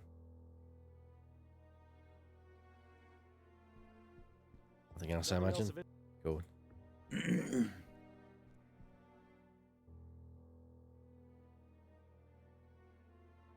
One of those melodramatic romances. I read it a while back, and I couldn't tell you a thing about it. Covenant of the Damned and Other Short Stories. Now that one sounds interesting. I was always a fan of Bedletter's short stories. Justin's A Brief History. Doesn't appear to be very brief if there's 2 volumes of it. Wonder if anyone outside the family would find this even remotely interesting. Choice and Consequence. Equestrian Mesmerism. I didn't read that wrong. And Buffalo Skinner, A Wildman's Tale. Choice and Consequence. Who in their right mind would write a book about that? I don't even want to know what that one's about. I read that one last year. If you ever wanted to know the intimate details of a buffalo's anatomy, I highly recommend it. Well, there you go.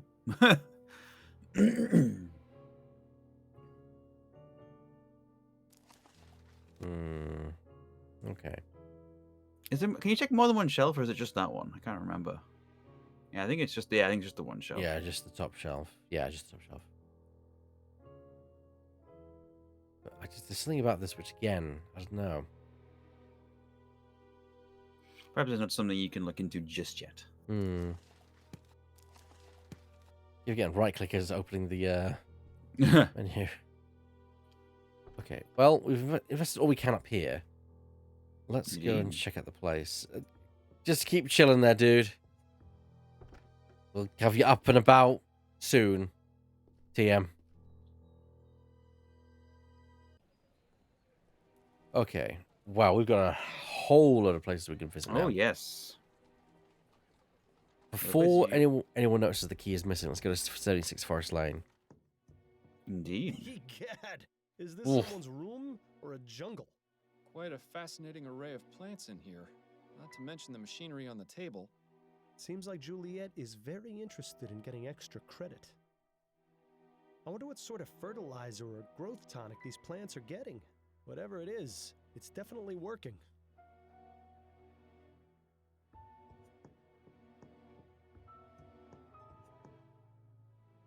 Oh, hello. They're just doing what flies do best.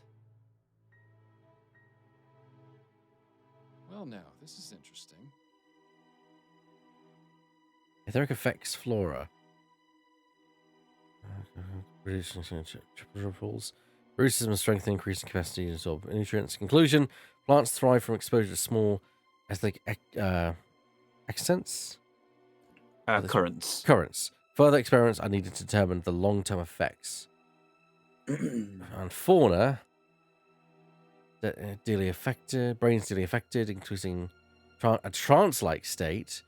Muscle control, lost wings, flap in predictable patterns. Conclusion: animals with a greater cognitive ability, including humans, are exposed to certain quantities of ethericities. They will go into a stupor, appearing unresponsive or dead. Ha! Huh. That's very interesting. Isn't it just? Just a bunch of technical nonsense. I can't understand a word of it. Etheric pressure. What a bunch of nonsense. You can see the effect in action here. Yes. Excuse me while I just save. Yes. It's worth doing so.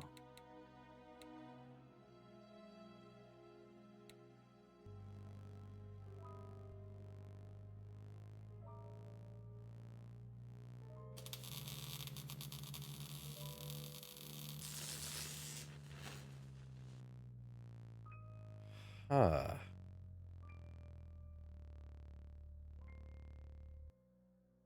Oh, would you look at that? Etheric pressure. Yeah, they do appear to be more mellow than normal. Yeah, it's almost like a lobotomy, really. It would be consistent with how the Dame is acting as well. Indeed. They appear to be scientific scribblings. I can't make heads nor tails of them. That makes two of us. They appear to be That makes... Certainly gives you an idea of what may have happened. Those are the most vibrant... Yes, they certainly... It's a good thing you're the one with the nose. Check the bookcase. That's quite the book collection. It almost puts Adelaide's to shame. All impeccably cataloged and organized as well, which makes the two missing volumes stand out even more. That's quite... Two missing volumes? Two missing volumes. That's curious. Yeah. Do we... Can I view what volumes... I don't know if you can just yet. Okay. Just that there's books missing.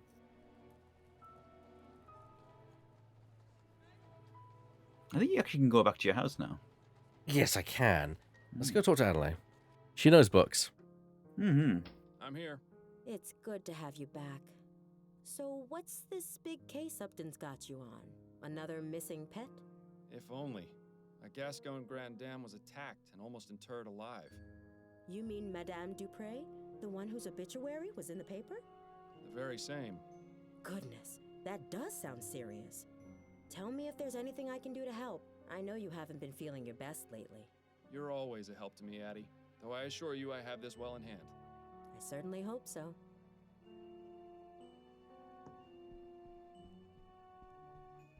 Addie? Yes, dear? Do you know anything about Madame Dupre? I've read that the Dupreys are one of the few wealthy families that exclusively employ real people to serve. Rather commendable, don't you think? Yes. It makes it even more baffling why she was attacked. Have you heard any gossip from your clients?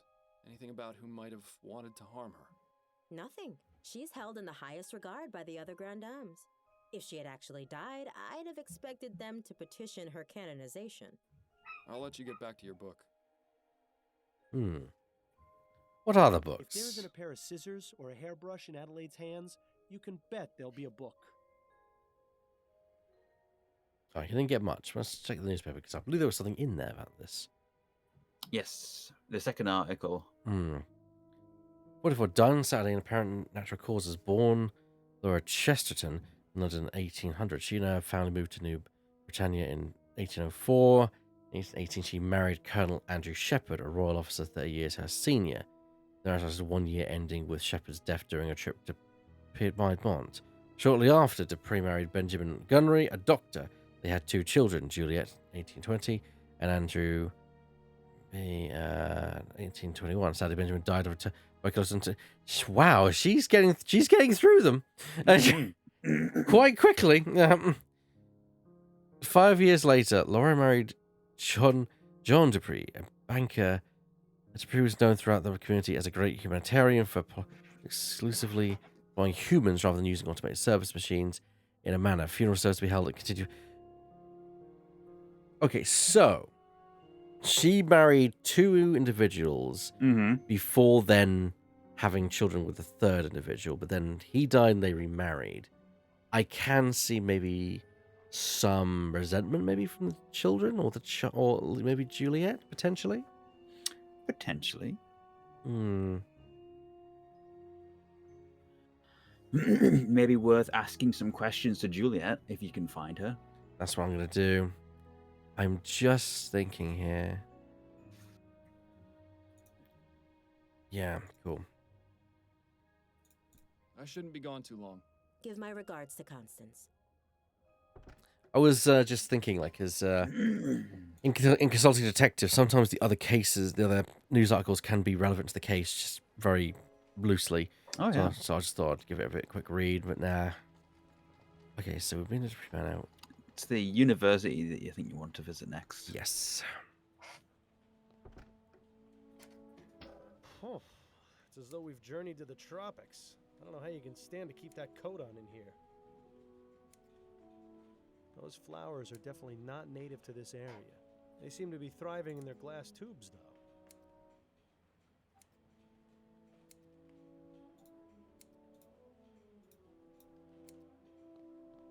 One of those cute little Japanese trees that are all the rage these days.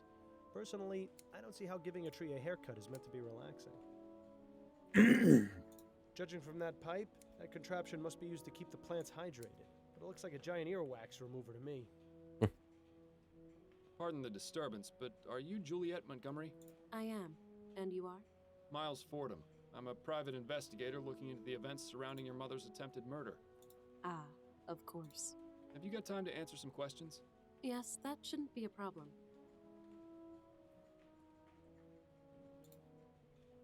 So, you study botany. Fascinating subject. Are you an admirer of plants, Mr. Fordham? My wife has the green thumb in the household, but I do have a certain appreciation for them. Plants are amazing things, just like people in many ways. How do you mean? They need attention and care. Ignore a plant, and it will wither. Give it too much attention, and it will become sick. Plants have many things to teach us, and I greatly enjoy learning from them.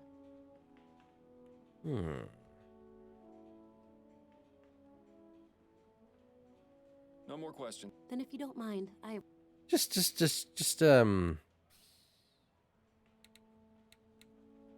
Hello again, Miss. Hello. A save of caution. Do you know Yes. anything about ethericity, Miss Montgomery? You surprised me, Mr. Fordham. I had no idea someone of your profession would know or care about something like that. I've found that it pays to be open-minded. To answer your question, yes, I am familiar with the theory of ethericity. In fact, it's recently become a focus of my studies. Oh, has it? Despite what the newspapers have been reporting, it's already possible to access it in small quantities from the air around us. Have you conducted any experiments? No, my research has been purely theoretical. I don't have the means to do anything practical, I'm afraid. Well, that's strange. Dissembler, her trousers are alight. I can't understand why Juliet might not want to make her research public, though. Let's not mention the experiments for now. Do you know anything about the events leading up to your mother's premature interment? No, it was a complete shock. Mother seemed to be perfectly healthy and full of life. Then, without warning, she was dead. Or so we thought. I take it you were glad to be wrong? What a ridiculous question. Of course I was. What sort of heartless beast would celebrate their mother's death? Oh, I could name a few. Juliet definitely didn't shed any tears over Madame Dupre, though. Yep. That much is obvious. Miss Montgomery, you don't have to lie to me. I'm not going to assume you tried killing your mother just because you weren't upset by her death. I felt terrible about it. You have to understand, I didn't want her to be dead. I just felt a sense of relief. Please, don't think me a horrible person, Mr. Fordham. It's just that Mother and I aren't currently on the best of terms. Why don't you and your mother get along? We've never completely seen eye to eye on anything. She always disapproved of anything I did. When I was younger, she used to forbid me from speaking to the servants. I saw no harm in a kind word or smile, but she warned us that if we were too familiar, they would take liberties. Then when I declared my intentions to pursue academic studies, she really went livid. In her opinion, a university education was tantamount to a chastity belt. What sort of man would want a wife with a head full of useless facts? Wow. Personally, I've always found intelligence to be quite attractive.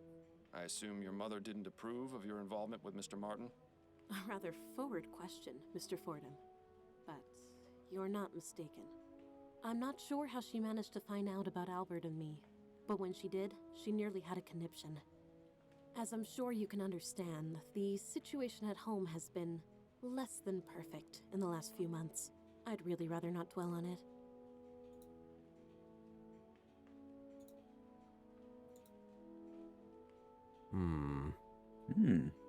You mentioned you were friends with the servants. Yes, that's right. I didn't care that they worked for us. Everyone needs a friend. Did your mother ever mistreat them? Mistreat? No, I wouldn't say so. She was always very stern, though, and quite cold. If they ever shirked their duties or misbehaved, they were punished, of course, but nothing out of the ordinary that I ever saw. Most of the servants are my friends, but I'm closest with Amelie, the kitchen maid. Mother wasn't too happy about that. Amelie's been around as long as I can remember. She's like the aunt I never had. What can you tell me about Albert Martin? I'm not quite sure where to begin. Why not start by telling me what your relationship with him was? We met here at the greenhouse. He was working as an assistant, sweeping and cleaning and fetching things for the students. My focus was on academics, naturally. I wasn't too interested in romance. In fact, I've had to turn away nearly every single one of my classmates. But with Albert, I found myself intrigued. I noticed him stealing glances, lingering just a bit too long after bringing over a book or flask, sweeping the same patch of floor near me over and over again. It wasn't too long before I had him bringing me tools and equipment, regularly. I see. As I mentioned, Mother was an absolute terror when she found out. Do you believe Mr. Martin did what he stands accused of? I'm not entirely sure. It doesn't seem like him, but Albert can be quite passionate. If the police believe he's to blame, then they must have a reason for it. It wasn't any secret that he hated Mother. Perhaps I should have ended things sooner. It was satisfying to know that Mother was displeased, but I never imagined it would lead to something like this. Well, it's nice to see she's all heart.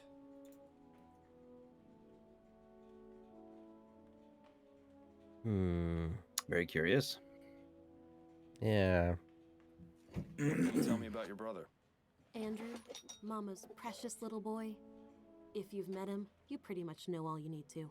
He's had the whole world handed to him on a silver platter. But he's in for a rude awakening someday. Mother can only provide for him for so long.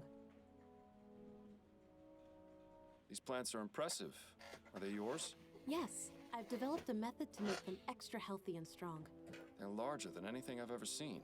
How do you do it? But I can't reveal my secrets, Mr. Fordham. The world will hear about my discoveries soon enough. Incidentally, do you know anything about Easter lilies? No, I don't keep or grow those here.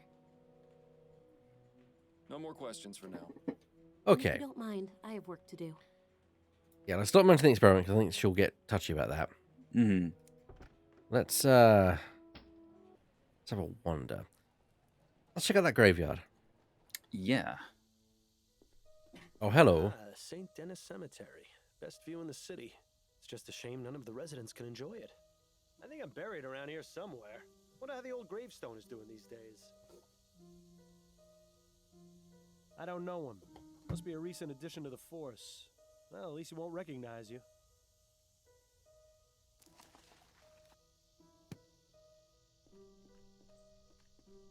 Good day to you, officer. Good day, sir. How may I be of assistance? Sure is a nice day to be walking around the cemetery, wouldn't you agree? I guess, if you're into that sort of thing. Personally, the noise those bugs are making is starting to drive me crazy.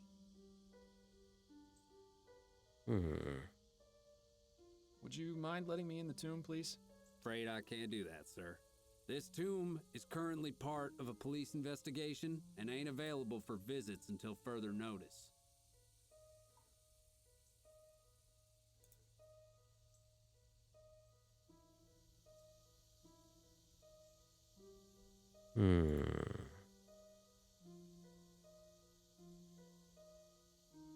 I'll just keep moving along.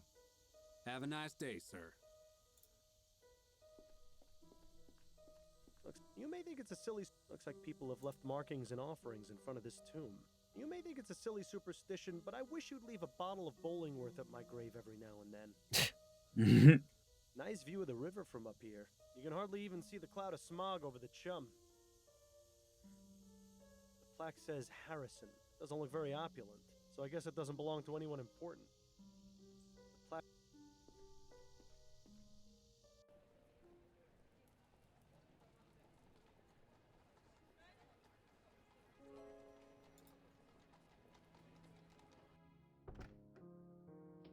Honey, I'm home. You know, I've always wanted to say that. It's good to have you back. Let her read in peace for now. Actually, what I could Heading out do for now. is look over the case. Oh, a good idea. Because I think we've been everywhere, haven't we? We've been to every location. Yes, you've visited every location now. Can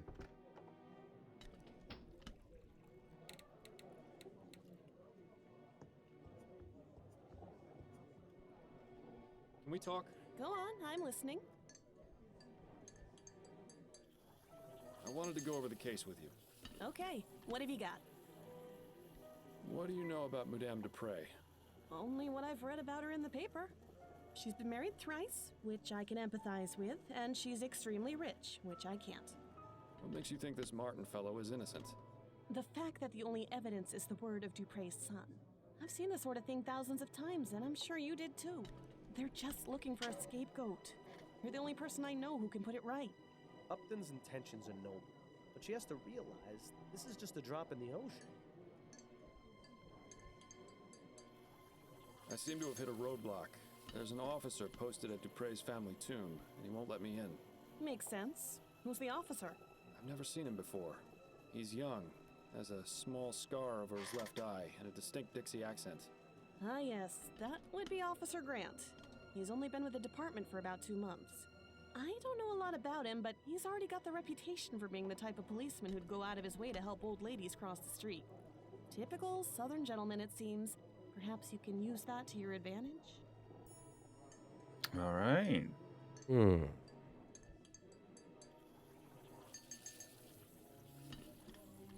Madame Dupre's son isn't being very helpful. Is he refusing to talk? More like incapable. The family doctor has him pretty well drugged to the gills. I need to find some way to perk him up. Well, you know, we are in a coffee house. I have a feeling it will take something a touch more powerful than coffee. That's enough about the case for now. Okay. That's it, I think. Then you'd better get back to it. You've still got that those stimulant pills to locate. Yeah, so I'm trying to think like, where we would go for that. There is a hint in the letter you found. Oh, of course. The one to Andrew. Oh, yeah. Joshua. Ah, under the Weeping Angel. Mm-hmm.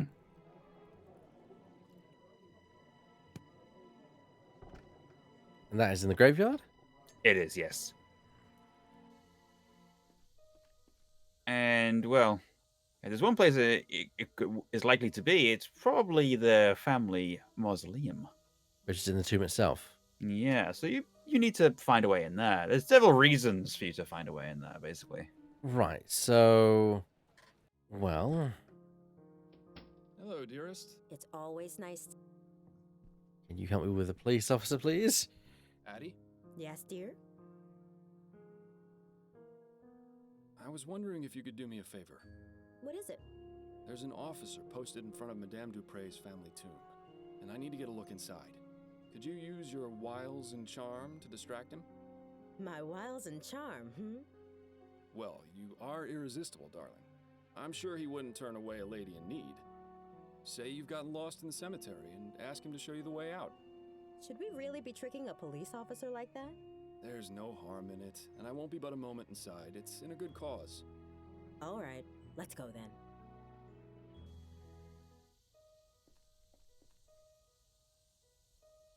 Excuse me, officer. I was wondering if you could help me? What do you want? I seem to have gotten all turned around. Do you have any idea how to get to the front gate? My suggestion would be to turn around and head back the way you came. Yes, I've tried that, but I seem to just be going in circles. Perhaps you could point me in the right direction? Stop right there. That's quite enough from you. I beg your pardon? Don't think I can't tell what your game is. You're trying to lure me away from here and into some alley where your gang of Sambos is gonna rob me blind. Exactly how many of them have you got lying in wait for poor unsuspecting fools you bring them?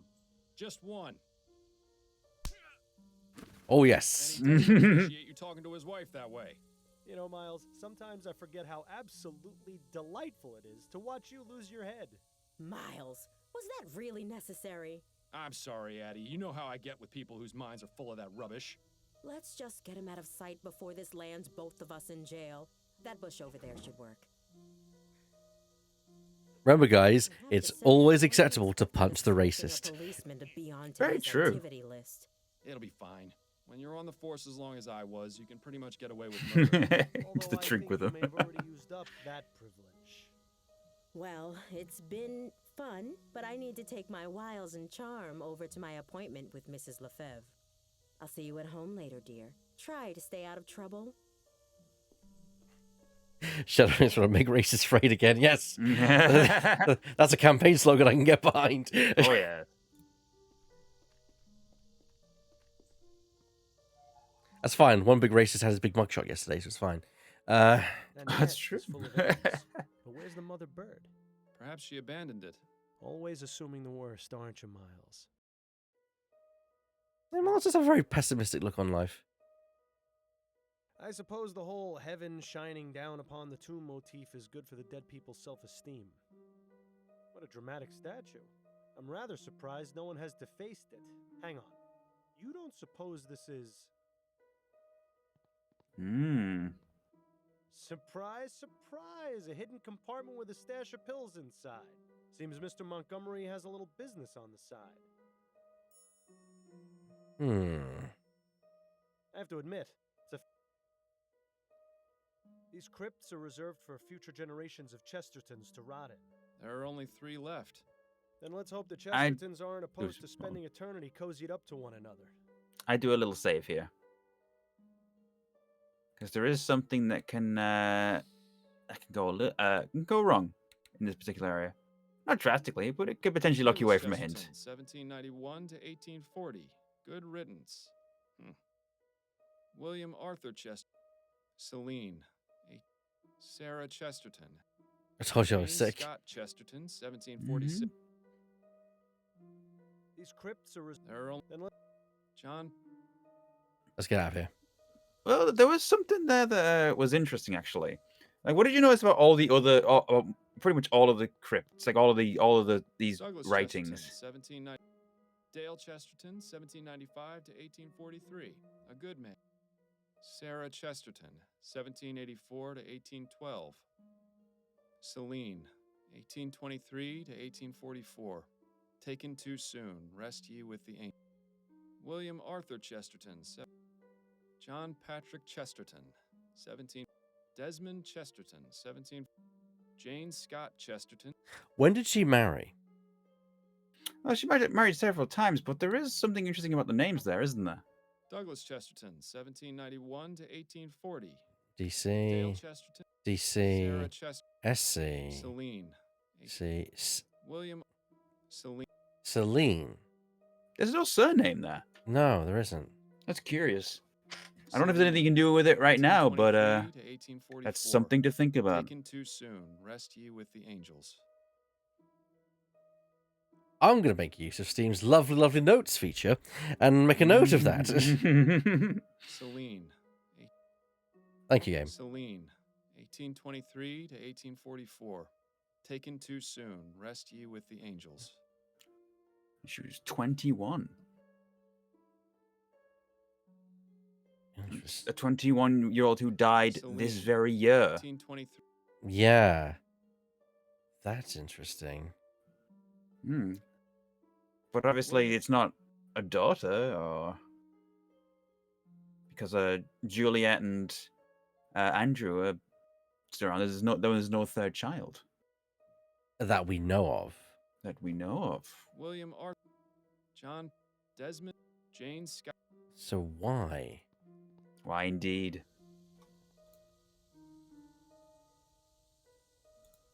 I didn't miss anything in there, did I? I think you've covered what you need to right now. Thank you. But now you have pills. I now have pills. Mm-hmm. That means I can now go and give some to Mr. Prick here. I have some questions for you. Oh, goody. You'll never believe what I found in your family's tomb. Oh? Was it a ghost?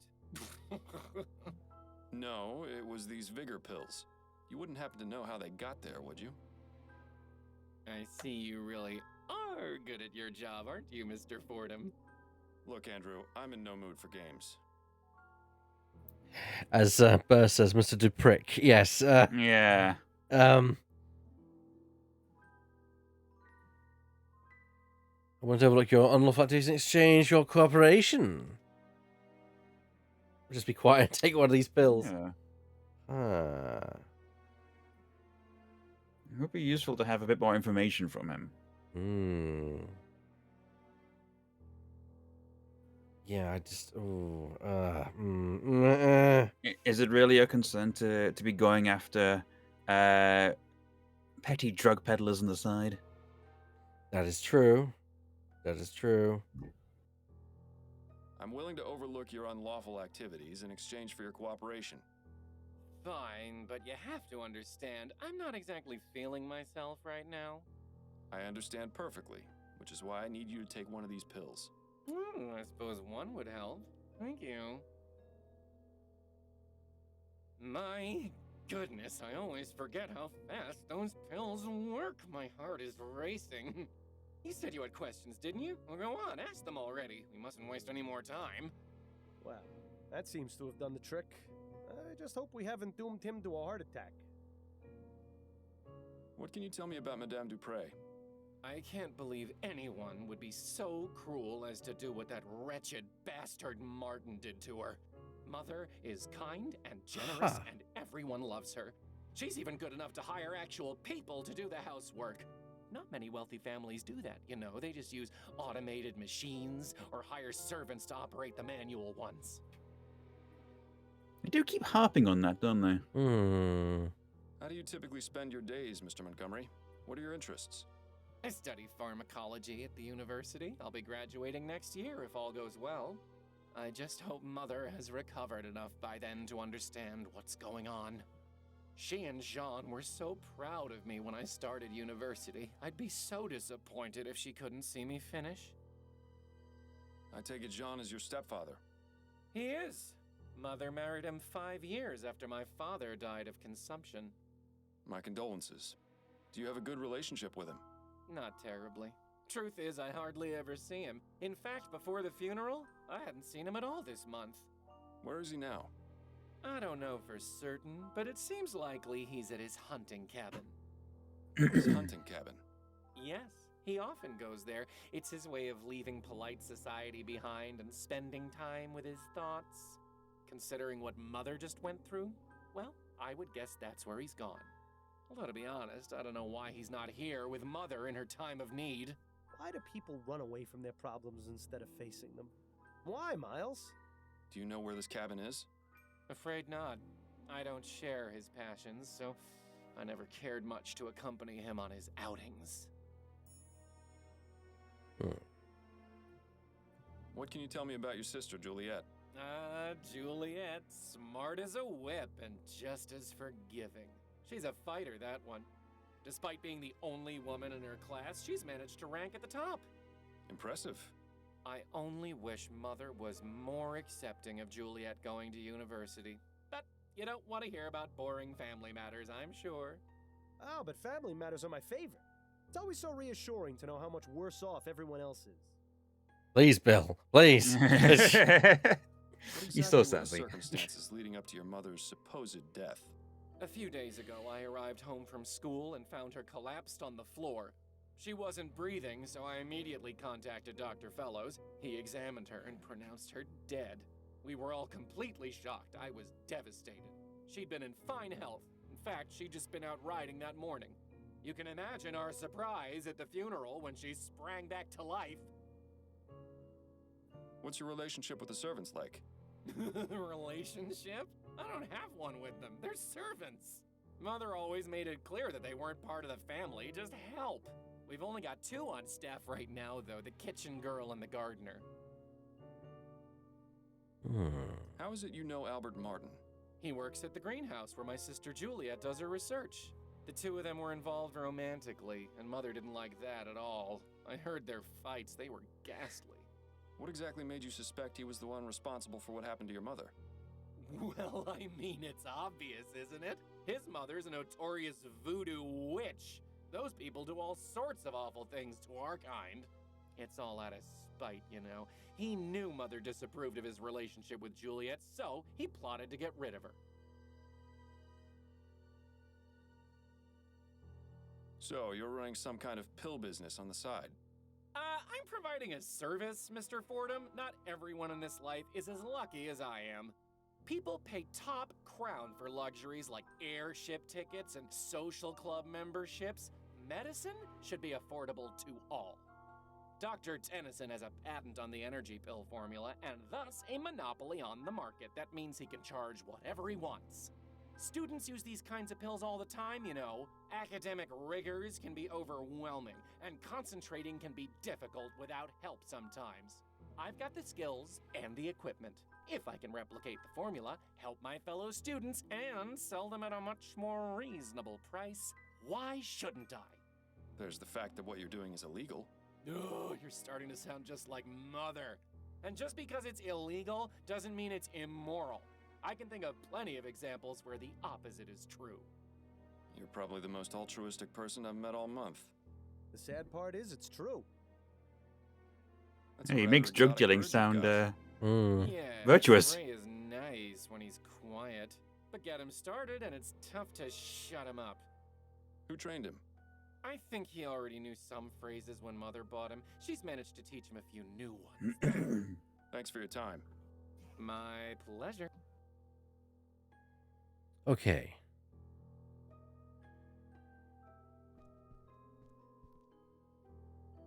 Who's a pretty bird? Quack! Ray's a pretty bird. So long. Quack!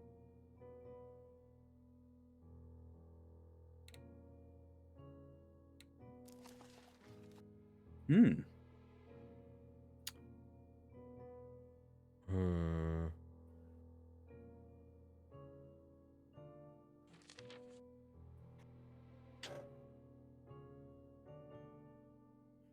Well.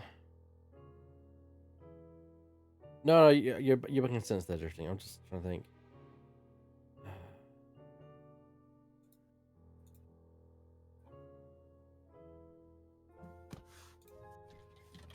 Maybe I can talk to this woman now. Pardon me, miss. I told you I'm very busy. Amelie, please. I need to know what you know about Madame Dupre. What? How did you know my name? Juliet told me about you. Yeah. Juliet told me about you. Miss Juliet? Yes, I spoke to her at the university. You two were friends. Yes, that's right. She's always been so good to me. Look, Amelie, I'm just trying to get some information. And I have a feeling you can be very helpful if you just let me talk to you. All right, fine. But do it as fast as you can. All right, then. Tell me about Madame Dupre. Oh, I really shouldn't, sir. It would greatly help my investigation if you did. Madame Dupre was kind enough to hire me as her cook. It's hard to get jobs in the city. Lots of people want their servants to use those new machines. My sister's brother-in-law got half his leg blown off by one of those new ovens. He's lucky he wasn't killed. So I'm plenty happy working here doing real people's work. But Madam can be difficult sometimes. Difficult? What do you mean by that? No, I said enough. What do you know about Madame Dupre's supposed death? All I can tell you is that whoever did it really hated her. Do you know Albert Martin, the man accused of the crime? No, I'm sorry. What can you tell me about Andrew? He ain't so bad. Kinda spoiled, but he mostly cleans up after himself. Has a whole private part of the house, but I think he only uses one room. Better for me, way less to clean. What do you know about Juliet? She was always so kind to me and the others. Yeah, so that's but my Mama dog. Don't like that one bit. Still, she sneaks down into the kitchen to keep me company some nights. Even though she's a good soul, I think part of her does it just to spite her mother. Anything you can tell me about John?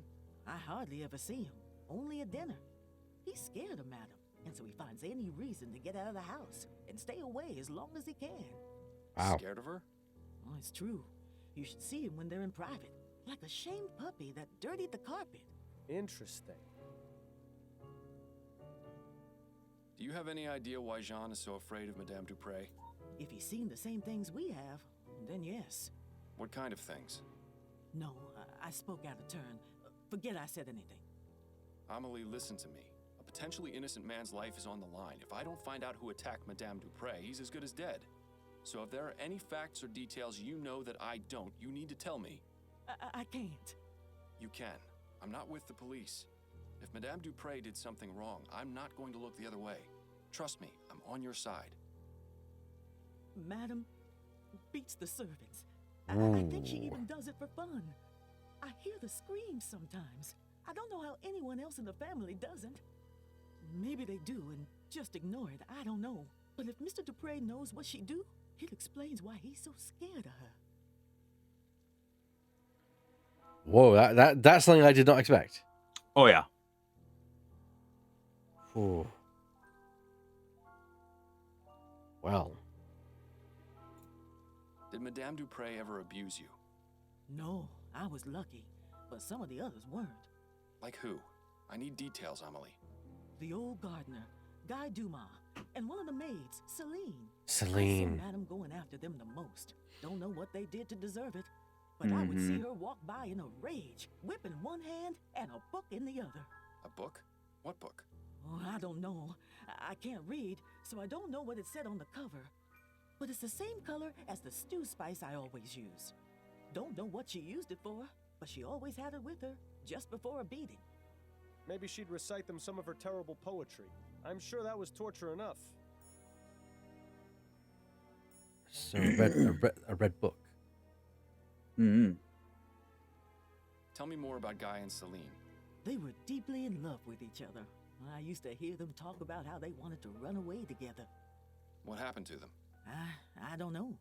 One day they were here, and then one day they weren't. Do you think Madame Dupre may have done something to them? I couldn't say for sure, but I wouldn't be surprised if she had. Please, let's not talk about this anymore. Okay. Are you the only remaining servant here? No, there's another one, Marcel. He's the new gardener. I haven't seen him in a few days, though. Not since before Madame's incident. Thank you, Amelie. I appreciate your time. You're welcome. Now, please, let me get back to work. I have a hunch. Do you?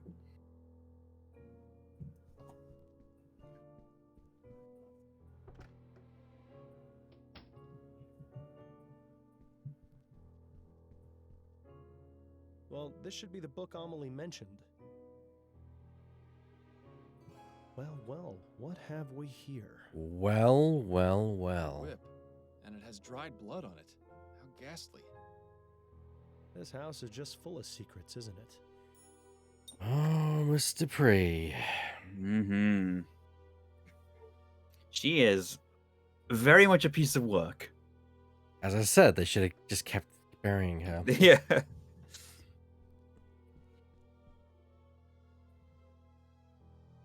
See if you got anything to say, Andrew. I have some questions for you. All right.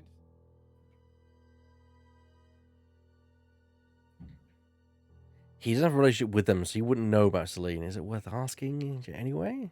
I think it's maybe worth seeing if he knows anything at all. Were you familiar with a servant named Celine? I believe she was one of the maids. I didn't talk to her very much. Oh, she quit not so long ago. At least I assume she did. I haven't seen her in about 3 months. Christian, like, what are you knocking? I heard her knocking. Keep lowering the coughing. Guy Dumas. Did you know Guy Dumas? The old gardener? Sure, I knew him. We didn't talk very much. He was just a servant after all, but he seemed like a nice man. He stopped coming around about 2 months ago. Too bad, really. He did a good job of keeping the gardens looking nice. The new one is all right, but he just doesn't have that special touch Guy did. Thanks for your time. My pleasure. So the gardener left.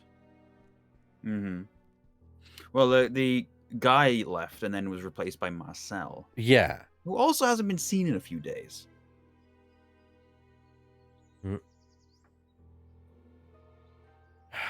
something to this. There is.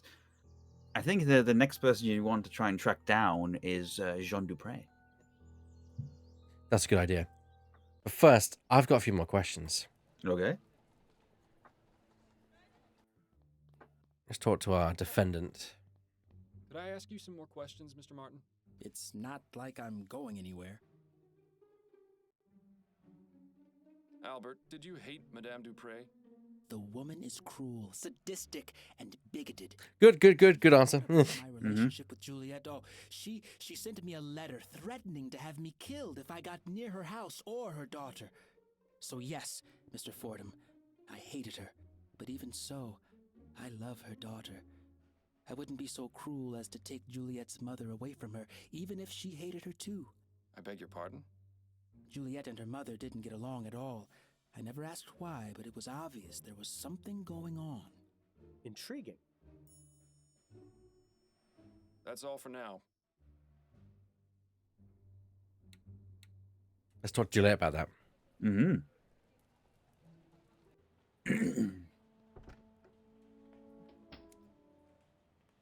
I'm also going to save, and I'm actually going to ask her about the experiments as well. Worth doing, yeah.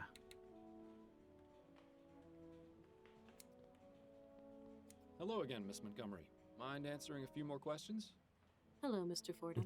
Not I'm going to rescind my comment about beating the son to death with my fists. I wish to clobber his mother instead. Yeah, the son is just a spoiled brat. He's not too bad of a person. He's just, spoiled rich person, really. Miss Montgomery, please don't lie to me. I know you've been conducting experiments with ethericity. I've seen the room you're renting on Forest Lane. What? But how? Ooh. Let's not mention the key. Yeah. I don't know. Would her brother know about it? No. Let's just keep it vague. I wouldn't be very good at my job if I didn't find things out, Miss Montgomery. Now please, drop the act and tell me about your experiments. Fine. I've been researching etheric effects on living organisms. I'm planning on presenting my discoveries to the board once I make more progress. So far, I've managed to discover that plant growth is accelerated significantly. It's given me quite the advantage in class. But isn't that cheating? You have no idea how difficult it's been for me to be taken seriously, Mr. Fordham. Yeah, true. No matter how hard I tried, my work wasn't valued on its own merits by my peers or professors.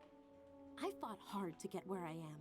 I wasn't about to lose all that just because some pig-headed idiots didn't think my best was good enough. That sounds awfully familiar.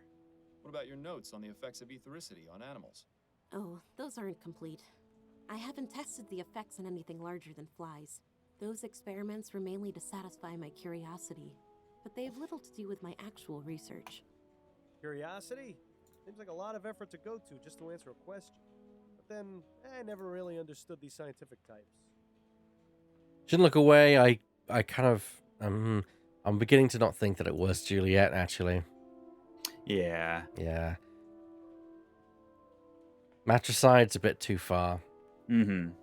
Is there anything you can tell me about your stepfather, Jean? He's a kind man. I don't really see him too often. He seemed rather upset at Mother's funeral, but I can't help but wonder if he feels the same way as I do about her death. What do you mean? Just that I get the distinct impression that he and Mother's marriage isn't as perfect as they'd like it to appear. I'm starting to sense a trend here. Your brother told me that Jean enjoys hunting. Do you know where his cabin is? Yes, it's in Fenton Swamp. I went out there with him a few times, but I didn't really enjoy it. Frankly, the place is rather grotesque. All those stuffed trophies staring at you with their cold, dead eyes. Plants are much nicer to have around. Anyway, if you take the main road through the swamp about 1.5 miles, you'll come upon a small dirt path that goes northeast. Take that until you see a small cabin on the left. That's it. Thank you for the information, Miss Montgomery. Do you know Guy Dumas? Yes, he was one of our servants. He used to enjoy reading my books, as well as Andrew's. Oh, books. When did you see him last? Just last week. He came by to see me and asked to borrow some books. Do you know where I might be able to find him? Not really. I get the impression that he moves around frequently. But I can tell him you're looking for him next time I see him, if you like.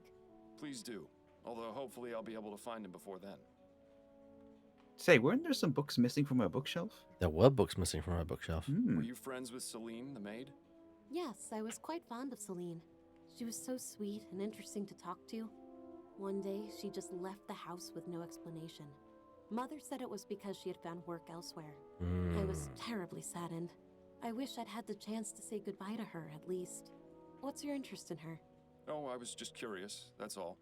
No more questions for now. Yeah, she's definitely not in a coffin somewhere. It's fine. Mm-hmm. Well. Shall we see what Jean has to say? Oh, yes, this is certainly a place. Uh-huh. Is anyone here? Strange of Dupre to leave the door unlocked. Maybe it means he'll be returning soon. I'd save here also. Yes, let's have a shufty around. He's a little bit skittish, this guy. Guns is missing. Jean must be out using it currently. Satchels, boxes, and other assorted boring things for hunting. Let's see if Jean has anything interesting in here. Not very much, except a letter. Dear Jean, thank you so much for your help. To think that Mother would try to have me withdrawn from my studies is just unbelievable. Don't worry, I won't tell her you made the university change their minds. One attempt to win a life is quite enough. Juliet. So relationship between oh. What are you doing in my cabin? Jean Dupre, I presume? Yes, that's right. Who are you? Miles Fordham, private investigator.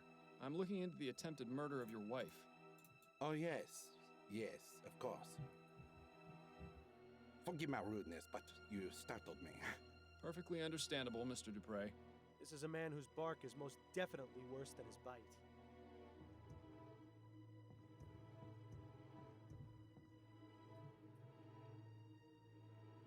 You really have to wonder about someone who chooses... You know, I've heard it said that needing to have so many guns is a sign of overcompensation. I've heard that too, Bill. Not a very dignified end for our friend Mr. Bear. Oh God, Lord Powell, Jack Portsman trigger. Society type in the middle of a hunt. I don't understand why anyone would get a thrill out of murdering innocent creatures. Not me now. It seems Mr. Dupre is a Bollingworth man. Maybe he's not so bad after all. I'm guessing it's just a question ear time then. Mm-hmm. Can we talk, Mr. Dupre? I suppose so. Yes.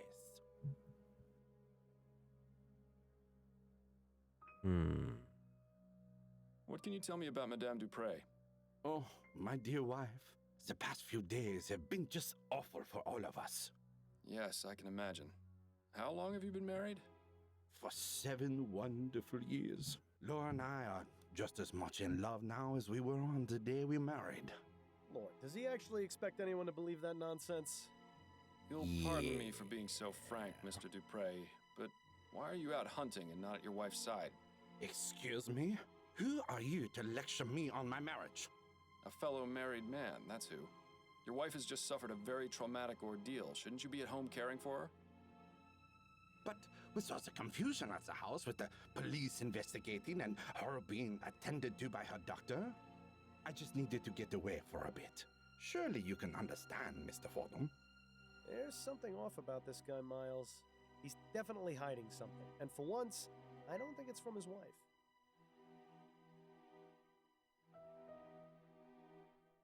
Do you know anything about the circumstances surrounding Madame Dupre's death? Horrible. Simply horrible. Do you have any idea why Mr. Martin might have attempted to kill her? Mr. Martin? You mean the boys they arrested? Andrew said it's because Martin and his mother are witches who prey on the well-to-do. You only need to take one look at him to see his trouble. It's a shame they put him away so quickly. I'd have liked to teach him a lesson or two, believe you me. Yeah, right. A lesson on how to cower in the corner, most likely.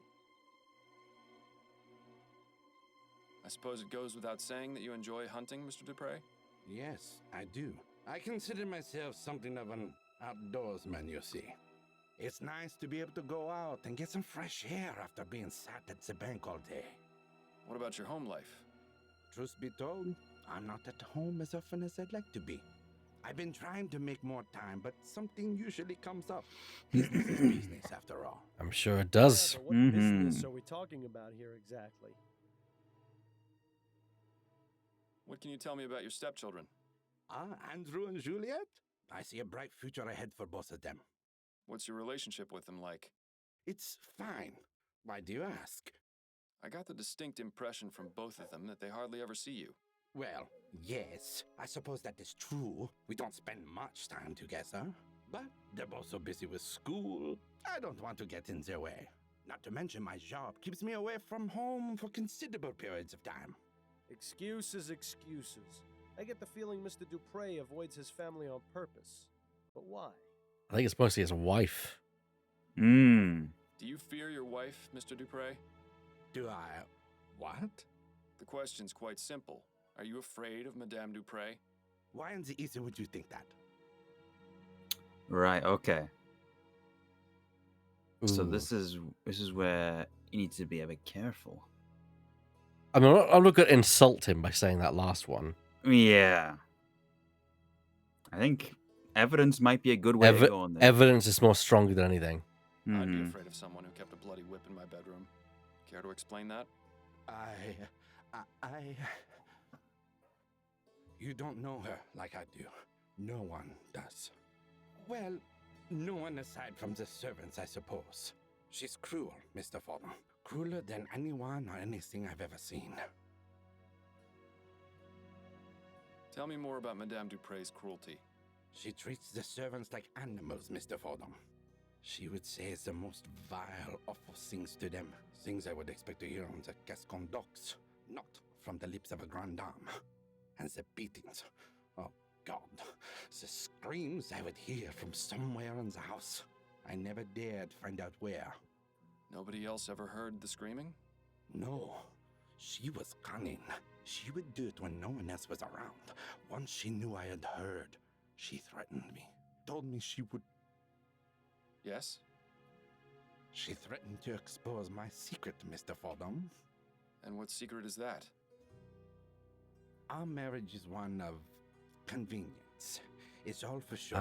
Laura has herself a well-to-do husband, and I am a normal man in the eyes of society. I see. I suppose that would explain a few things. Well, now, how was that not obvious to you? The soporific is really having a bad effect on you. Don't worry, Mr. Dupre. Your secret's safe with me. Thank you, Mr. Fordham. Tell me what you know about Guy Dumas and Celine. Celine had an accident. What kind of accident? Laura thought Celine had been stealing her silverware. She got a bit carried away with a beating and... Dupre killed Celine? Yes, she did. In order to keep it quiet, she had Celine placed in our family tomb. I see. What about Guy? I don't know. I never saw him again after that. Well, this case has certainly taken a turn for the sinister. Do you know anything about Madame Dupre trying to get Juliet taken out of her classes at the university? Ah, yes. Laura didn't approve of her daughter's desire to further her education. So, she sent a letter to the university requesting Juliet's withdrawal. I didn't approve of her trying to meddle in Juliet's affairs. If she wants to study, she should be free to do so. I wrote them a letter myself, without Laura's knowledge, telling them to disregard the previous request for withdrawal. That's very good of you. Yes, well, I dislike seeing people being told what they can and can't do by others. Yet, he seems perfectly willing to employ servants at his home. Well, I suppose we're all hypocrites in one way or another. I'll be going now. Au revoir, Mr. Fordham. She was sadistic. She opted for servants, not machines. So she wanted to do the beatings. Mm-hmm. That's psychologically some fucked up. Oh, yeah. It's worth asking Juliet about this letter as well, I think. I agree.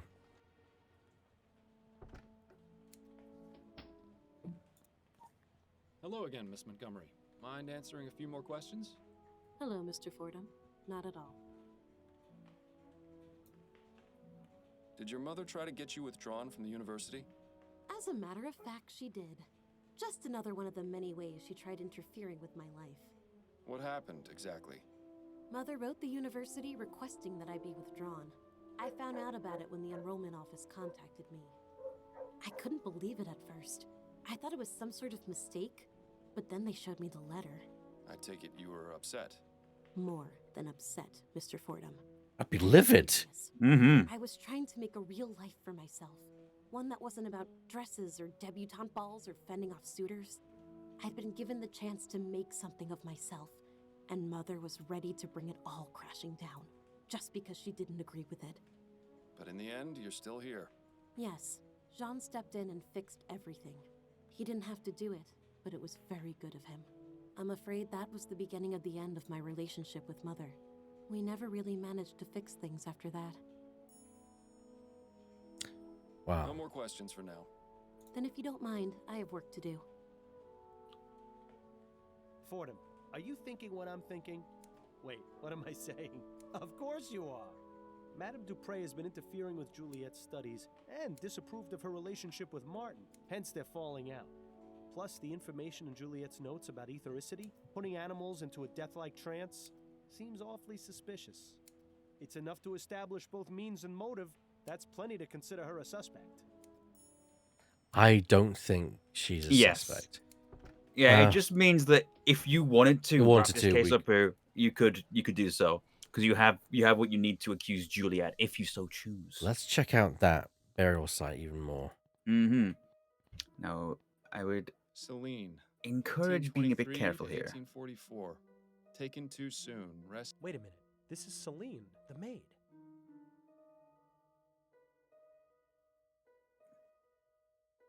There's a note. Mm-hmm.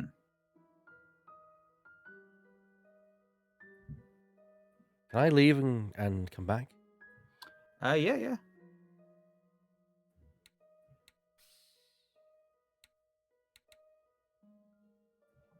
Somehow a piece of paper got wedged into the side of the vault.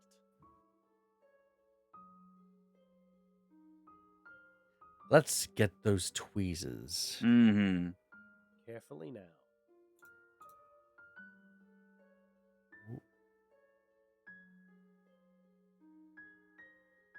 Got it. Yeah. Nice work, Fordham. Now to see what this is. She will pay. Leaving notes for the dead. How very touching. I wonder if anyone has left me one at my grave. Quiet, Bill. I need to think. We know this note is likely from Guy. Now we just need to figure out where to find him.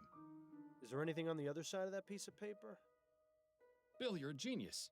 I wouldn't give me all the credit just yet. Let's see. A receipt for an extended stay at the Stun Arms. Does that sound familiar at all? Vaguely. But I can't recall anything off the top of my head. Looks like we'll have to do a bit more searching. Yeah, if you don't use the tweezers there, the note rips and you can't get it. Ooh. Ouch. Yeah. There's a lot of ways to kind of lock yourself off from evidence, and then, you can only accuse the people that you could, potentially accuse. It's a really interesting game in that way. No, I get it. Let's review the case further with Upton. Yes. She may know something about the Stun Arms as well. So. Good point. Can we talk? Go on, I'm listening. I wanted to go over the case with you. Okay, what have you got? I found this note in the Chesterton tomb. I think it was left by the person who attacked Madame Dupre. Nice work. Sounds like you're about ready to wrap things up. I will be as soon as I find him. Take a look at the other side of it. Part of a receipt for a hotel? Yes, but the name is only partially visible. Stun Arms. The only hotel that comes to mind is the Boston Arms in Chumley. Of course! I knew the name sounded familiar. The stories I could tell you about that place. Not right now. You're helpful as always, Upton. Thank you. Good luck, Fordham. I hope you find your suspect. That's enough about the case for now. Okay. That's it, Then you'd...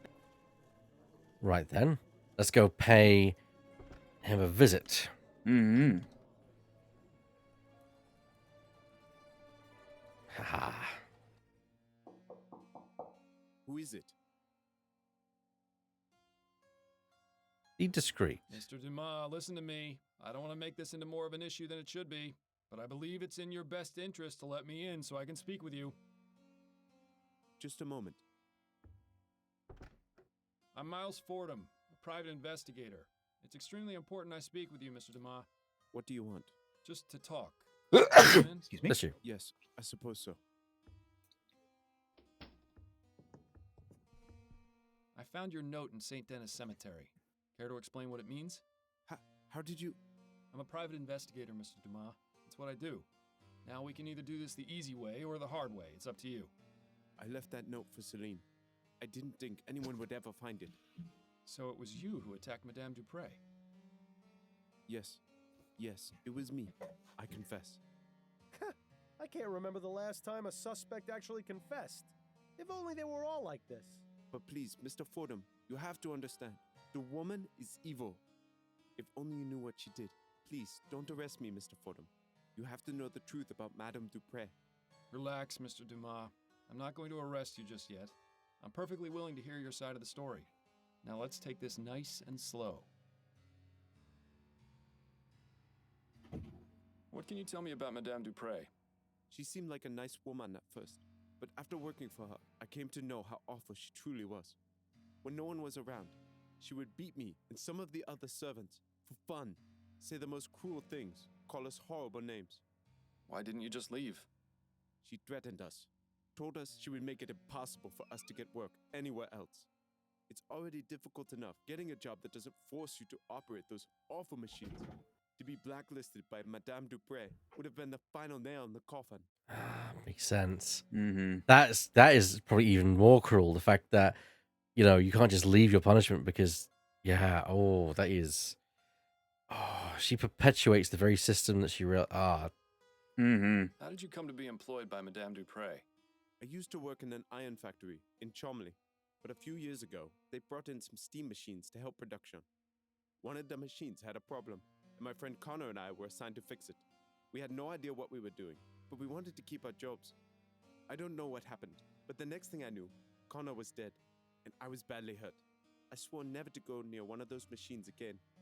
After I got better, I spent a few months looking for work, but it was impossible to find any jobs that didn't involve steam tech. Then I found out about Madame Dupre.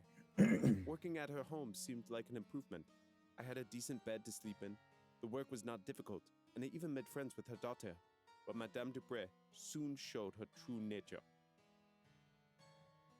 Tell me about Celine. Oh, my dear Celine. She was the most beautiful thing I ever saw. We were going to get married, you know. Then that devil killed her. She beat her to death in front of me. I was powerless to do anything. Please, Mr. Fortin, I don't want to remember. Let us speak of something else. Thank you, Lemming. Do you know Albert Martin? No. Who is that? He's Juliet's lover, falsely accused of the crime you committed. I had no idea. Are you going to let an innocent man die because of what you did? No, of course not. I suppose things got out of hand. It was not my intention for someone else to take the blame for my actions. So why did you attack Madame Dupre in the way you did? I knew that if I went to her home and killed her, I would be caught and thrown in jail. I needed to find a way to do it quietly and not make anyone suspicious. Also, I wanted her to suffer for what she did to my Celine. I had read about toxic plants in Juliet's schoolbooks, and I knew a bit about them from working as a gardener.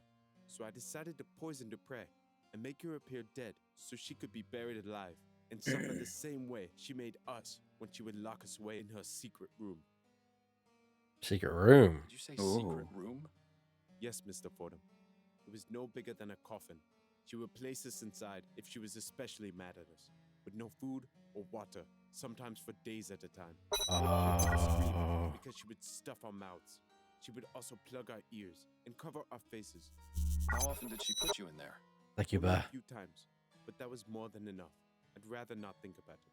So you have no idea where it is? None. I only remember Madame Dupre would say the same thing any time she was about to put someone in there. A perfect servant must behave. I've told you everything, Mr. Fordham. Are you still going to arrest me? I haven't quite decided yet, Mr. Dumas. If I can find this secret room, it would be enough to charge Madame Dupre with a crime. However, if you haven't been telling me the truth... I have been, Mr. Fordham. I swear it. I'll even make you a deal. If you promise me you'll try to find the secret room, I won't leave this hotel. All right, Dumas. It's a deal. Well, at least now we can go straight to Upton and have him taken in. Unless you really do believe him about the secret room. No reason not to. Mm-hmm. Yeah, That's all for right now. Another potential pathway you can take on this in this case if you so choose. Well, that'd be the true sense of justice. Mm-hmm. It's the simplest thing of just solving the case you were told to solve. But yeah. I've got a theory.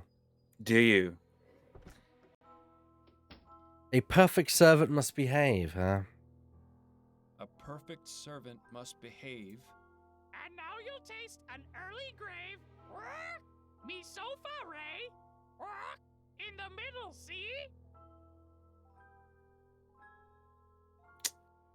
Interesting. Hear that again. A perfect servant must behave. And now you'll taste an early grave. Demented. Me sofa, Ray. In the middle, see? So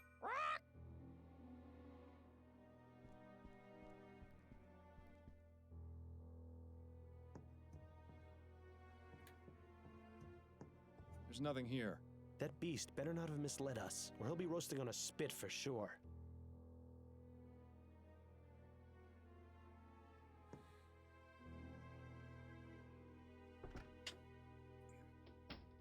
Where is it? Where is it?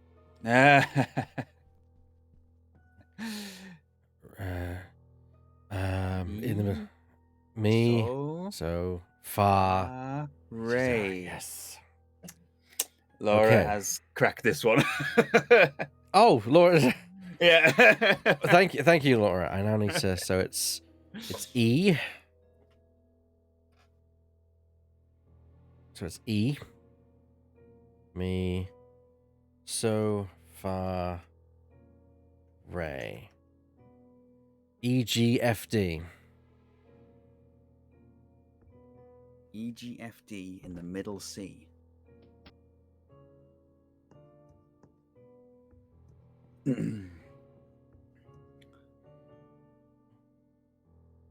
Middle C.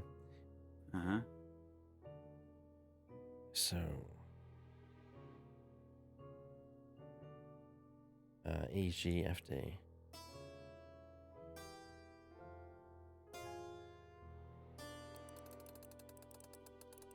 That seems to have done something.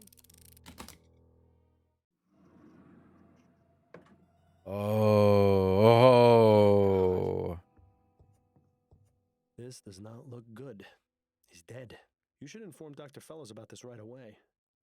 It seems Guy was telling the truth after all. Yes, it would probably be a good idea to let him know of this development.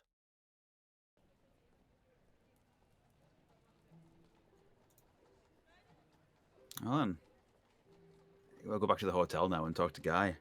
Yep. He was telling the truth. Guy? Yes? I found the secret room you told me about. You see? I wasn't lying. No, you certainly weren't. There was someone inside. A man. No. Who? I'm not sure, but I can only assume it was one of Madame Dupre's servants. Was he all right? I'm afraid not. He was dead. Dr. Fellows confirmed it was due to asphyxiation. Madame Dupre must have put him in there before I drugged her. And then, with everything that's happened, she didn't let him out in time. Oh my God. It's my fault he's dead. If only I'd known. The circumstances are quite unfortunate, Mr. Dumas. However, this has shed a new light on Madame Dupre and her cruel practices. I can't say for certain that you were justified in your actions, but I am a bit reluctant to say you were completely at fault. But the bottom fact is that Mr. Martin has been falsely accused of this crime. If I were to let you go, he would be punished in your place. Unless... Yes? I'm going to need you to write me a letter, Mr. Dumas. Of course, Mr. Fordham. Anything to take care of this mess. Good. Hopefully now this whole grim affair can be brought to an end. That's all for right now, but I'll be back. Yes, Mr. Fordham. I'll be here.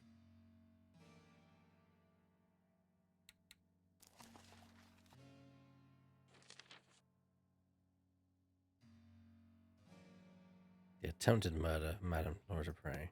Mm-hmm. Well, let's talk to Upton. Mm-hmm.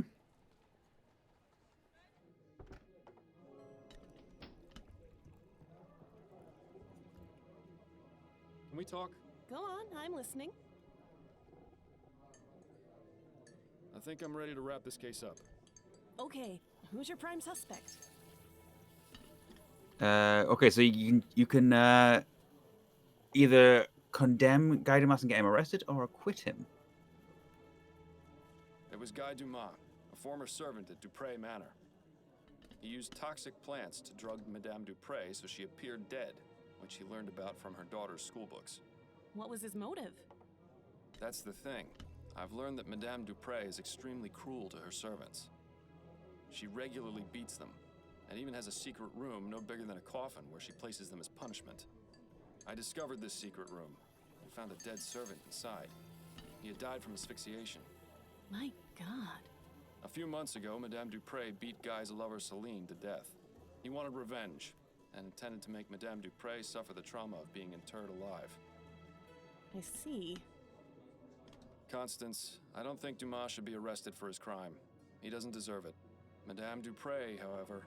Yes, I see what you're saying, and I agree, but what about Mr. Martin? I got a signed confession from Mr. Dumas. You can see the handwriting matches this note I found in the cemetery. That should be enough to release Mr. Martin, as well as giving Guy a head start in his escape from the city. It's gonna be tricky getting the department to look into this, but with the proof you've gathered, it should work. Excellent investigating, Fordham. I knew you still had it in you. And of course, I'll dip into the department's Good Samaritan fund to get you proper compensation for your work. For now, go home to your wife. I'm sure I'll have something else for you to look into fairly soon. Good evening. I'm looking for Madame Laura Dupre. This is Madame Dupre. I am her personal physician, Dr. Fellows. May we help you, officer? I'm afraid I must place Madame Dupre under arrest. What? On what charge? Several, actually. Manslaughter, domestic violence, murder in the second degree. Shall I go on, or can we continue this at the police station? You won't have to worry about Madame Dupre anymore. She'll be in jail for a very long time. And Mr. Martin has been released with a full pardon as well. Thank you, Mr. Fordham. I appreciate your help and your trust. Think nothing of it, but you'll need to leave town as soon as you can. Have you made plans? I was thinking of heading south. New Britannia is too cold and dark. I want to find someplace more like my home. Well, I wish you the best of luck, Mr. Dumas.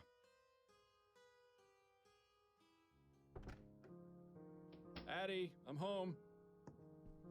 Addie? She must still be out at her hairdressing appointment. I'm glad we're alone because I wanted to talk to you about something. Yes, Bill, I know. I told you I'm doing my best to try and find the flower shop burglar. No, for once, this isn't about him. This is about you. Go on. Ooh. Me? What are you on about? You can play dumb and deflect all you like with everyone else around you, but it won't work with me. I know exactly what you're thinking, and you know exactly what I'm going to say.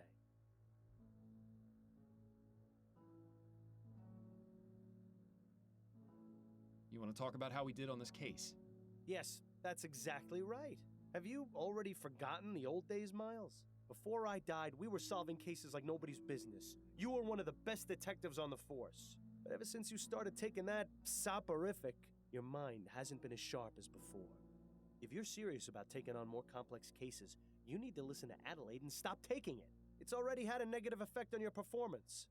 What are you talking about? We were able to discover the truth about Madame Dupre.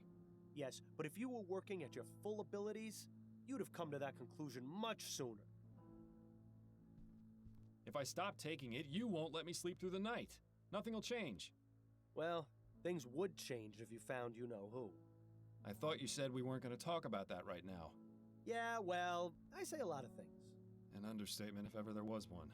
Can't you just keep quiet without me having to take something? Afraid not, old friend. That's just not who I am or how this works. If you keep me up all night, I'll go crazy. Things have been hard enough as it is. And if, God forbid, Adelaide were ever to find out about... Hello, Miles. Is there someone else here? I thought I heard you talking just now. Fantastic. The jig is up. And here I thought we were doing so well, too.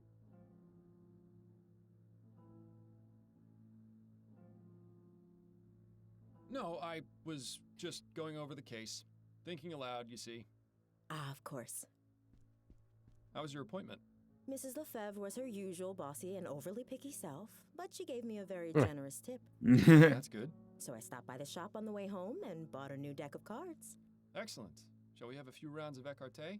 I believe you demanded a rematch last time we played. Yes, that would be nice. Well, you certainly managed to dodge that bullet. I only wish I could say the same. Oh, come on, Bill. Come on. You told me to shoot. Well, I think that's a good place for us to kind of finish that. Yeah, that you've wrapped up the first case, so yeah. Yeah, I was confident we would do that, and I was glad that we did it with the time. Yeah. Just gonna let this play out. I guarantee you it was sabotage. Those Redites have been causing a lot of trouble lately. Oh, those Redditeers, just don't get me started on them. Very same. Why Redites, though? They're named after some fellow named Jonathan Red. Apparently the one who began the whole anti-steam movement. Oh, no. It's really a rather stupid name, if you ask me. And uncreative, to boot. Well, what would you call them then? Luddites.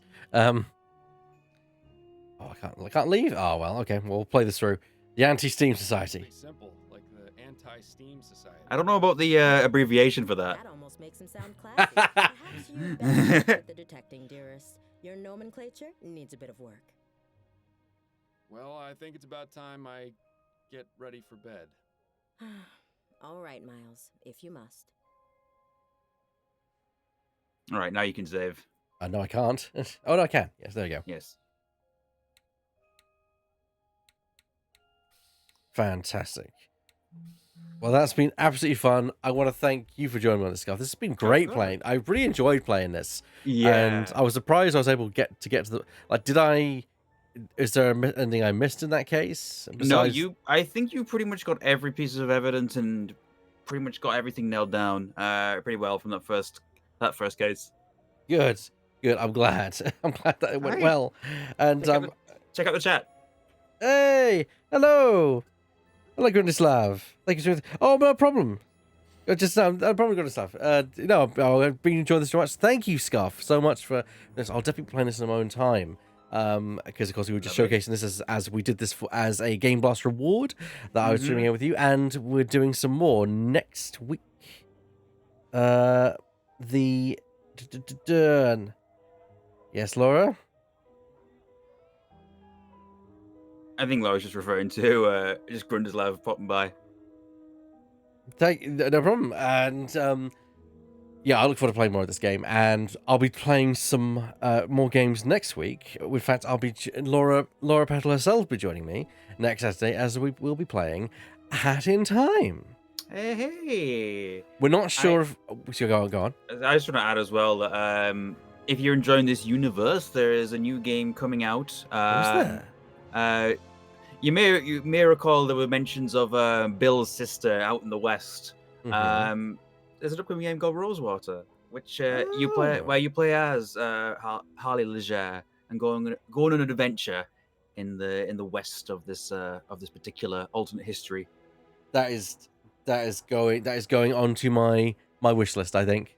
Definitely. Hell yeah. Can't wait to get my hands on it.